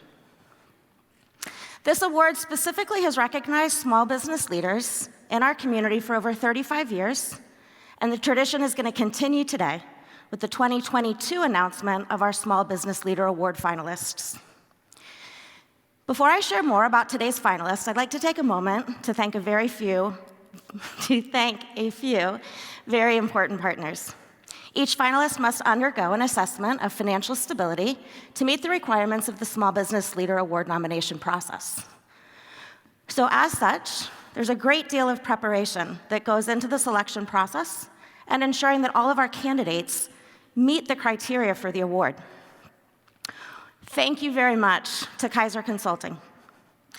Kaiser Consulting was assisting us in the financial stability assessment process. And thank you very much to our Columbus Chamber members that were judges. E.E. Ward Moving and Storage, Tenfold, King Business Interiors, Sophisticated Systems Incorporated, Whitestone Consulting Group, and Air Force One. Each lent their time as judges to review this year's nominations and all of the applications that were received. Today we're going to honor 3 finalists, each of whom has demonstrated a passion for strategic business solutions and a clear dedication to the Columbus region. They inspire us all to do better every day. So we're going to meet our first finalist. Our first finalist is Bill Balderas, president and founder of Futurity. Previously, Bill was founder and president of Web Marketing, which went from a one-man consultancy to one of the fastest growing interactive marketing agencies in our Midwest. Following Web Marketing's acquisition, Bill served as president of Fathom Healthcare. He's also president of Futurity Real Estate and an investor in more than a dozen Ohio-based assets. Through the evolution of Bill's career, he's always found himself working in industries in their very earliest stages. So starting in 1998, the same year that Google was founded, he worked in search engine optimization. And then by 1999, he worked for one of the first companies that were developing HTML strategies and online learning. 2005, which was 5 years before the iPad ever showed up on your desk, he was working on a concept for a tablet-based electronic healthcare records. He also worked in social media, viral marketing, in 2006, which was the year that YouTube and Twitter were both founded.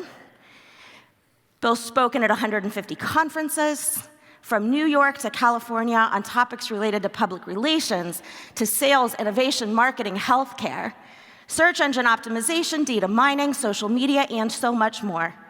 He's also been featured in more than 100 media outlets, Wall Street Journal, Money Magazine, and NPR. Please welcome me in congratulating Bill Balderas.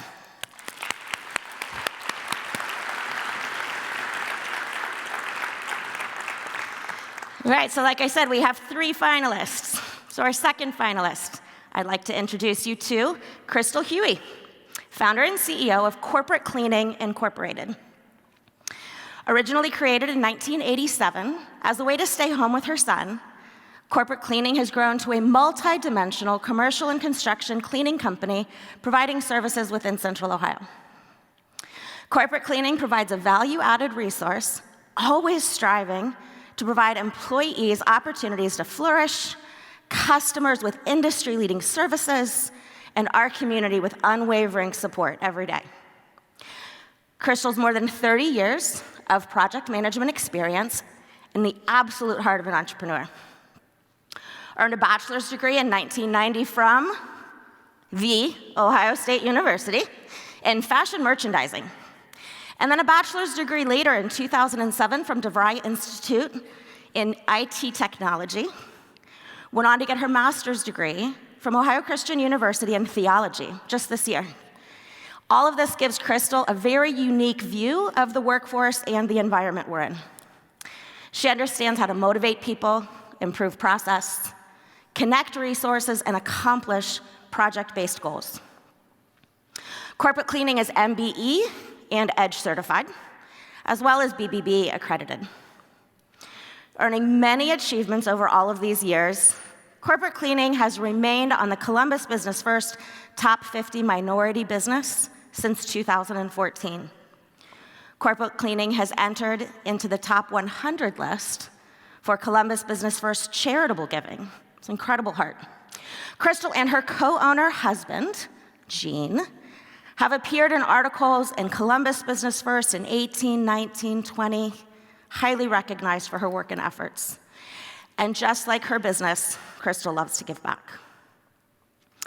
She was a 2018 Cassidy Awards team winner, a 2018 Smart Business, Smart Woman honoree, an 18 and 19 MEC ambassador with the Columbus Chamber of Commerce, the 2020 NABO Visionary winner. In spring of 2021, she completed Dominion Ministry training in Nashville, Tennessee, showing women how to overcome and thrive beyond any past hurts that they may have experienced. She's taught her training model how to start a service-based business since 2012.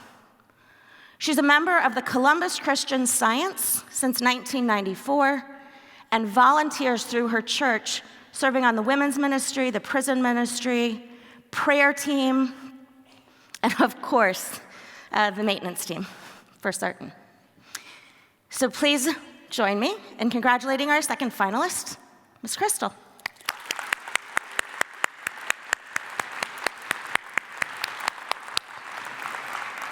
Congratulations. All right, our third finalist, I would like to introduce you to Peter Coratola Jr., the president and CEO of Ease Logistics, multi-operational supply chain and transportation solution provider, revolutionizing their customers' experience. Peter's lifelong and zealous passion for entrepreneurship led him to capitalize on an opportunity in 2014, which established the Ease Logistics Services. And under Peter's leadership, the company has grown rapidly and continues to expand at a very dramatic pace. Peter's extensive professional background spans the client and the provider sides of both logistics.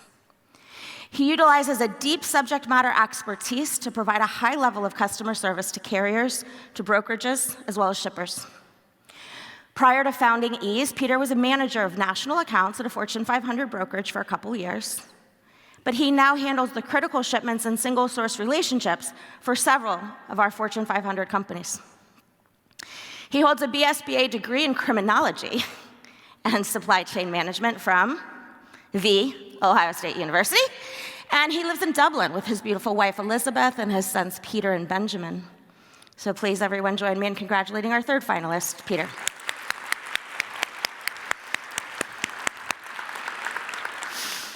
All right, so thank you everyone for all of your attention. It is now time to honor the 2022 Small Business Leader Award finalist. As a reminder, today's honoree was selected through the independent judging process. We'd like to once again thank all of our judges and of course Kaiser Consulting. All right, so please join me, the 2022 Small Business Leader Award honoree. If you would please join me on stage, Mr. Bill Balderas.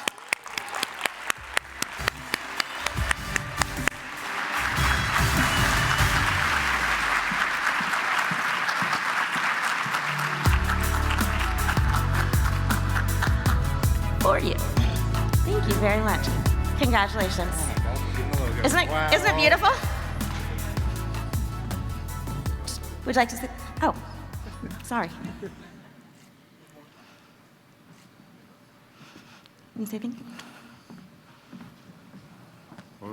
Thank you, and our marketing manager will be glad. It's even the Futurity logo on the award, so it's on brand. She will be ecstatic about that. I'm absolutely stunned. I was not expecting this at all. Given the events of earlier this week, if I can get through this without someone rushing the stage and slapping me, though, I'll consider this a success. I saw a few people start to get up, so we'll hope not. But huge thank you to the Chamber, first of all. I've been a supporter and member of the Chamber my whole career. They've done great things for us. Don and Mallory in particular, who we worked closely with in the past year, have helped us find great talent. They've helped us connect with new business opportunities. They helped us launch a new brand that we put together during COVID. So huge thanks to the Chamber. I can't say enough good things there. Also our elected officials, Mr. Husted, the state, the local officials. I heard Guy's story about Mayor Coleman. We have a similar one in 2008. I was part of a digital marketing agency, and Mayor Coleman's office called and said, do we need to take this Twitter thing seriously? And we met with him, spent hours with him. He got very excited, became very active and passionate on social media. And as Guy said, he's also the world's best salesman. He instantly loved him, felt a connection with him. And then a few months later, I was at the Columbus car show with my 6 or 7-year-old son. And the mayor walks in, and I thought, there's no way he'll remember. He walked over, slapped me on the back, introduced himself again to my son, talked to my son. So just, I think that's the kind of thing we don't have in a lot of cities outside of Columbus. We're blessed to have clients from, we started very much with a focus on Columbus and Ohio. Today we have clients from Boston to San Diego. We're doing work in 17 countries, and there's not another city in the world I'd want to do business in other than Columbus. The environment here is just so incredibly supportive. All of you in this room, I look at when I came to Columbus 20 plus years ago, I was a small town kid. I didn't have 2 dimes to rub together. I didn't have a single professional contact. I didn't have an Ivy League degree.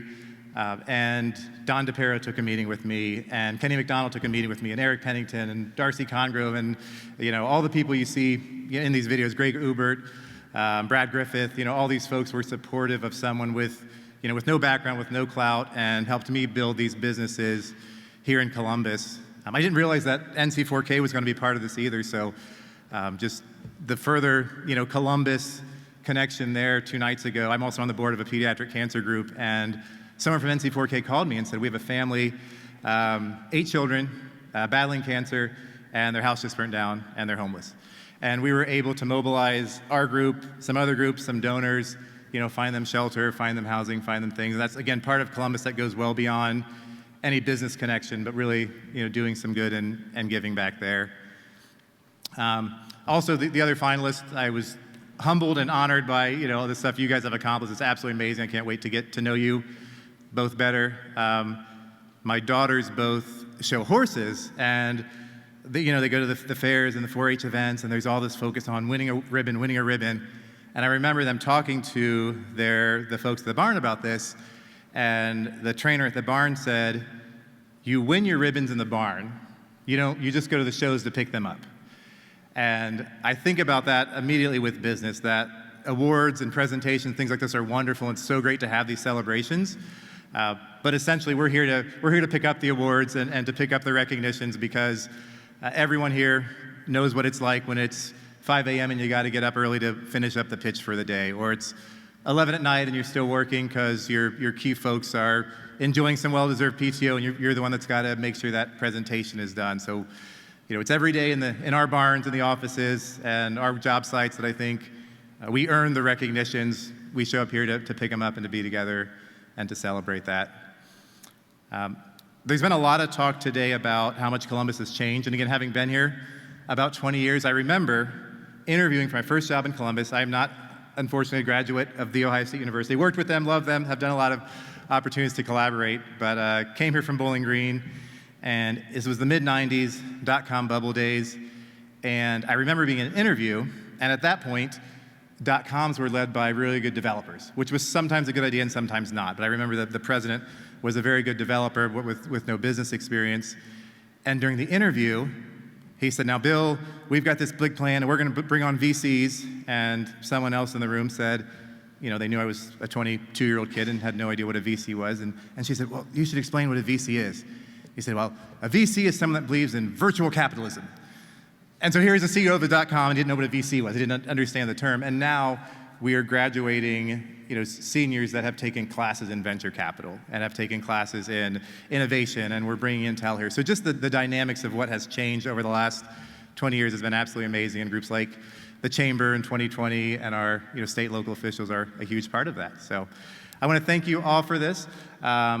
So nice to see so many faces. Our first clients are here, our partners, our friends, so hope to get to connect with you after this. And for anyone that sat in that long line on High Street and are thinking, I'm going to get out of here and try to beat the traffic, I still hope I get to talk to you and connect with you before the mad rush to the parking garage. So thank you very much. Thank you. Please welcome Thomas Grody, Chief Catalyst Officer of the Edge Innovation Hub.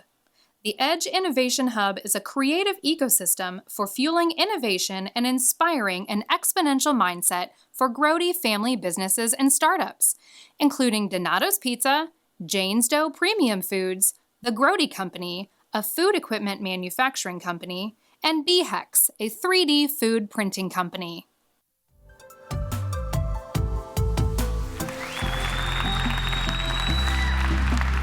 Good morning, good morning. Guess what? I am the last speaker, all right? And I promise, and then Don's gonna wrap up, but I promise you I'm gonna give you a fun, energetic 5 minutes, I promise. All right, so let me tell you a little bit. So I am Thomas Grody. I am the Chief Catalyst Officer. I get to work here. Those are all our family businesses. And I wanna start with all of us putting ourselves in a place of gratitude. And let me tell you what I'm grateful for. Think about what you're most grateful for in this moment. What are you grateful for? You're grateful the program's gonna end in a minute? But you're also, what else also pops in your mind? I am grateful to be here speaking with you. I am grateful for Don and his team for putting on a fantastic program. Let's hear it for them. I am grateful that I get to work with my sister, Jane Grody Abel, my brother-in-law, Tom Kraus, my very good friend, Craig Turner, who runs the Innovation Hub, my cousins, Bob and Jack, nieces and nephews, and lots of family members. I get to do that every day. I get to do it here. Right?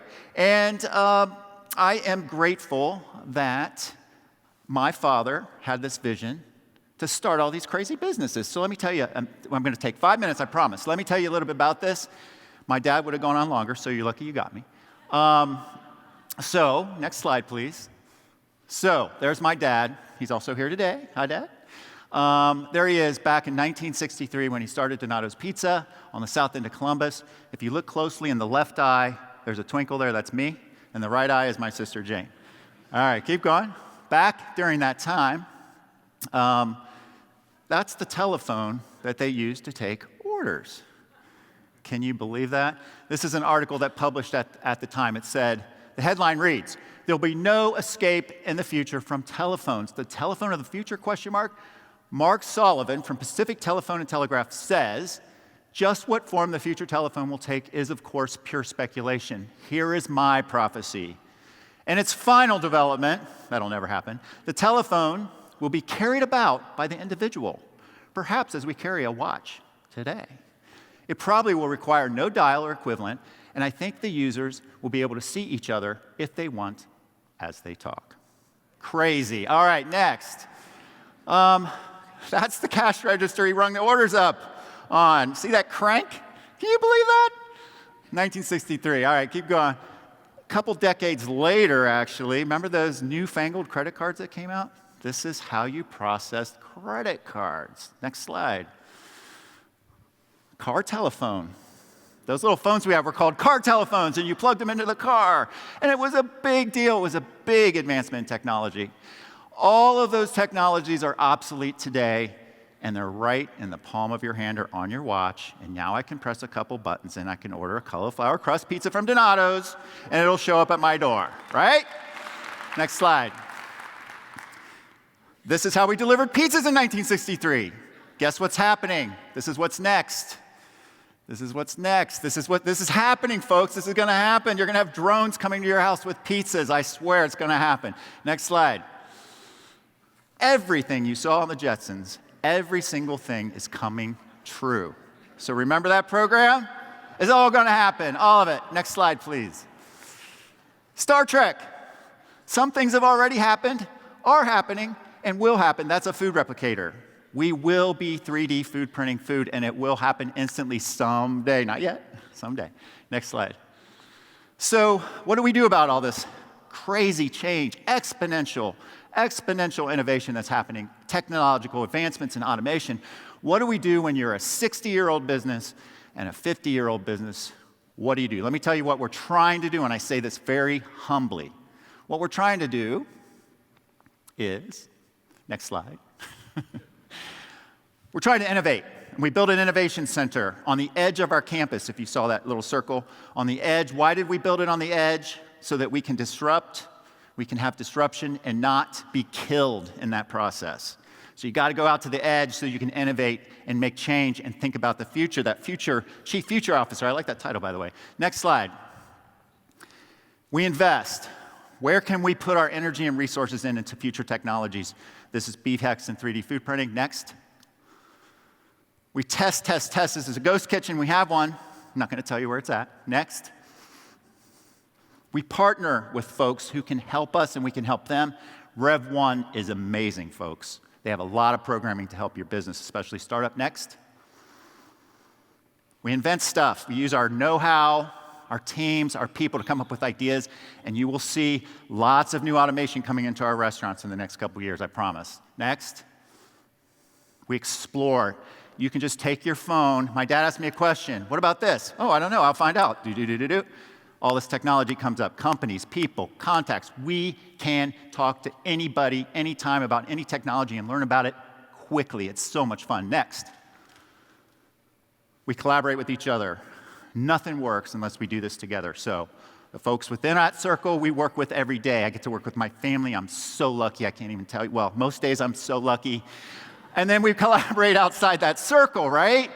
Okay, there's a lot of stuff going on outside the circle. So think about in your circle and outside your circle, what are you doing? Next slide, please. Most importantly, this is my last thing, I want you to grab your bags, pick your bags up. Come on now. Pick them up. Now dig deep into the bottom of that bag. Grab this coin. Grab it. Get it in your hand. I want to see coins, or I'm going to make you wait longer. I want to see coins. This is called an agape coin, folks. This is a gift from us to you today. What does it say on there? It says, lead with love, use the golden rule, and do the next right thing. There's no logo on there. This is not about our companies. This is about our values. If you share these values, use this coin. I want you to stand up. Everybody stand up. Stand up. Let's go. Come on. Take that coin. Take that coin in your hand. I want you to give it to the person next to you. Give it to him. Now hurry up. Let's go. We don't have all day. All right. Now, if this worked right, everybody still has a coin, I hope, right? You just gave somebody, you just led with love. You just used the golden rule and you just did the right thing. And guess what? You still have one, I hope. If you don't, raise your hand, we'll get you one. We've got a website set up. It's called agapecapitalism.org or .com, either one. We took both. If you want more of these, you can order them. It's a nonprofit we set up, okay? If you want to order more of these, you want to give them away. And the biggest thing about this is if you ever have a tough decision, we talked about a lot of this today, about shaping the future. If you have a tough decision to make, just grab this thing. Just remember these basic, simple things, right? And then just try to do the next right thing. I promise you, next slide, that as we envision the future, right, whatever, this is Jim Grody's vision, folks. God help us. As we envision the future, I promise you, you're going to love who we are in 10, 20, 30, 40, 50 years if we use this darn coin, if we understand our values, if we live our values. This room is an incredibly powerful room, folks. This room, you think about all your circles of influence. How do you want life to be for your kids and your grandkids and your employees in 10, 20, 30 years? What do you want the city to be like? Your businesses, your families, your communities, the state, the country, the world. What do you want it to be like? And what I'm going to tell you today is you have so much power to shape that future. If we all do this together, Columbus is going to win big time. That's all I got for you today. Thank you so much. Have a great day. Please welcome back Don DePero to close out today's program. Okay, real quick. If you're still reaching in your pocket, will you pull out a 20 and put it on the stage for me? Would really appreciate that. Will you join me in celebrating our tremendous presenters this morning? Thank you all so very much. One more time, let's recognize our Small Business Leader Award and Columbus Award honorees, Bill Balderez and Guy Worley, for their passion and dedication in all that they do. And let's take a moment to thank each of our fabulous keynote speakers, Kenny, David, Eric, and Tom.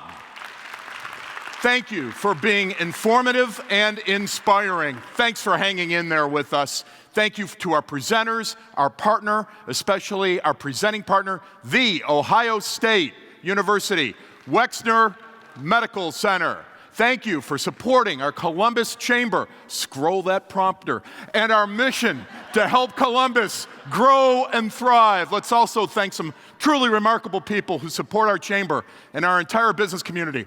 A special thank you to our marketing and events team for producing programs, long programs, like this one. Our event producer, Jess Laughlin, our marketing team, Abby Colson and Hope Cotter, we appreciate all of your hard work.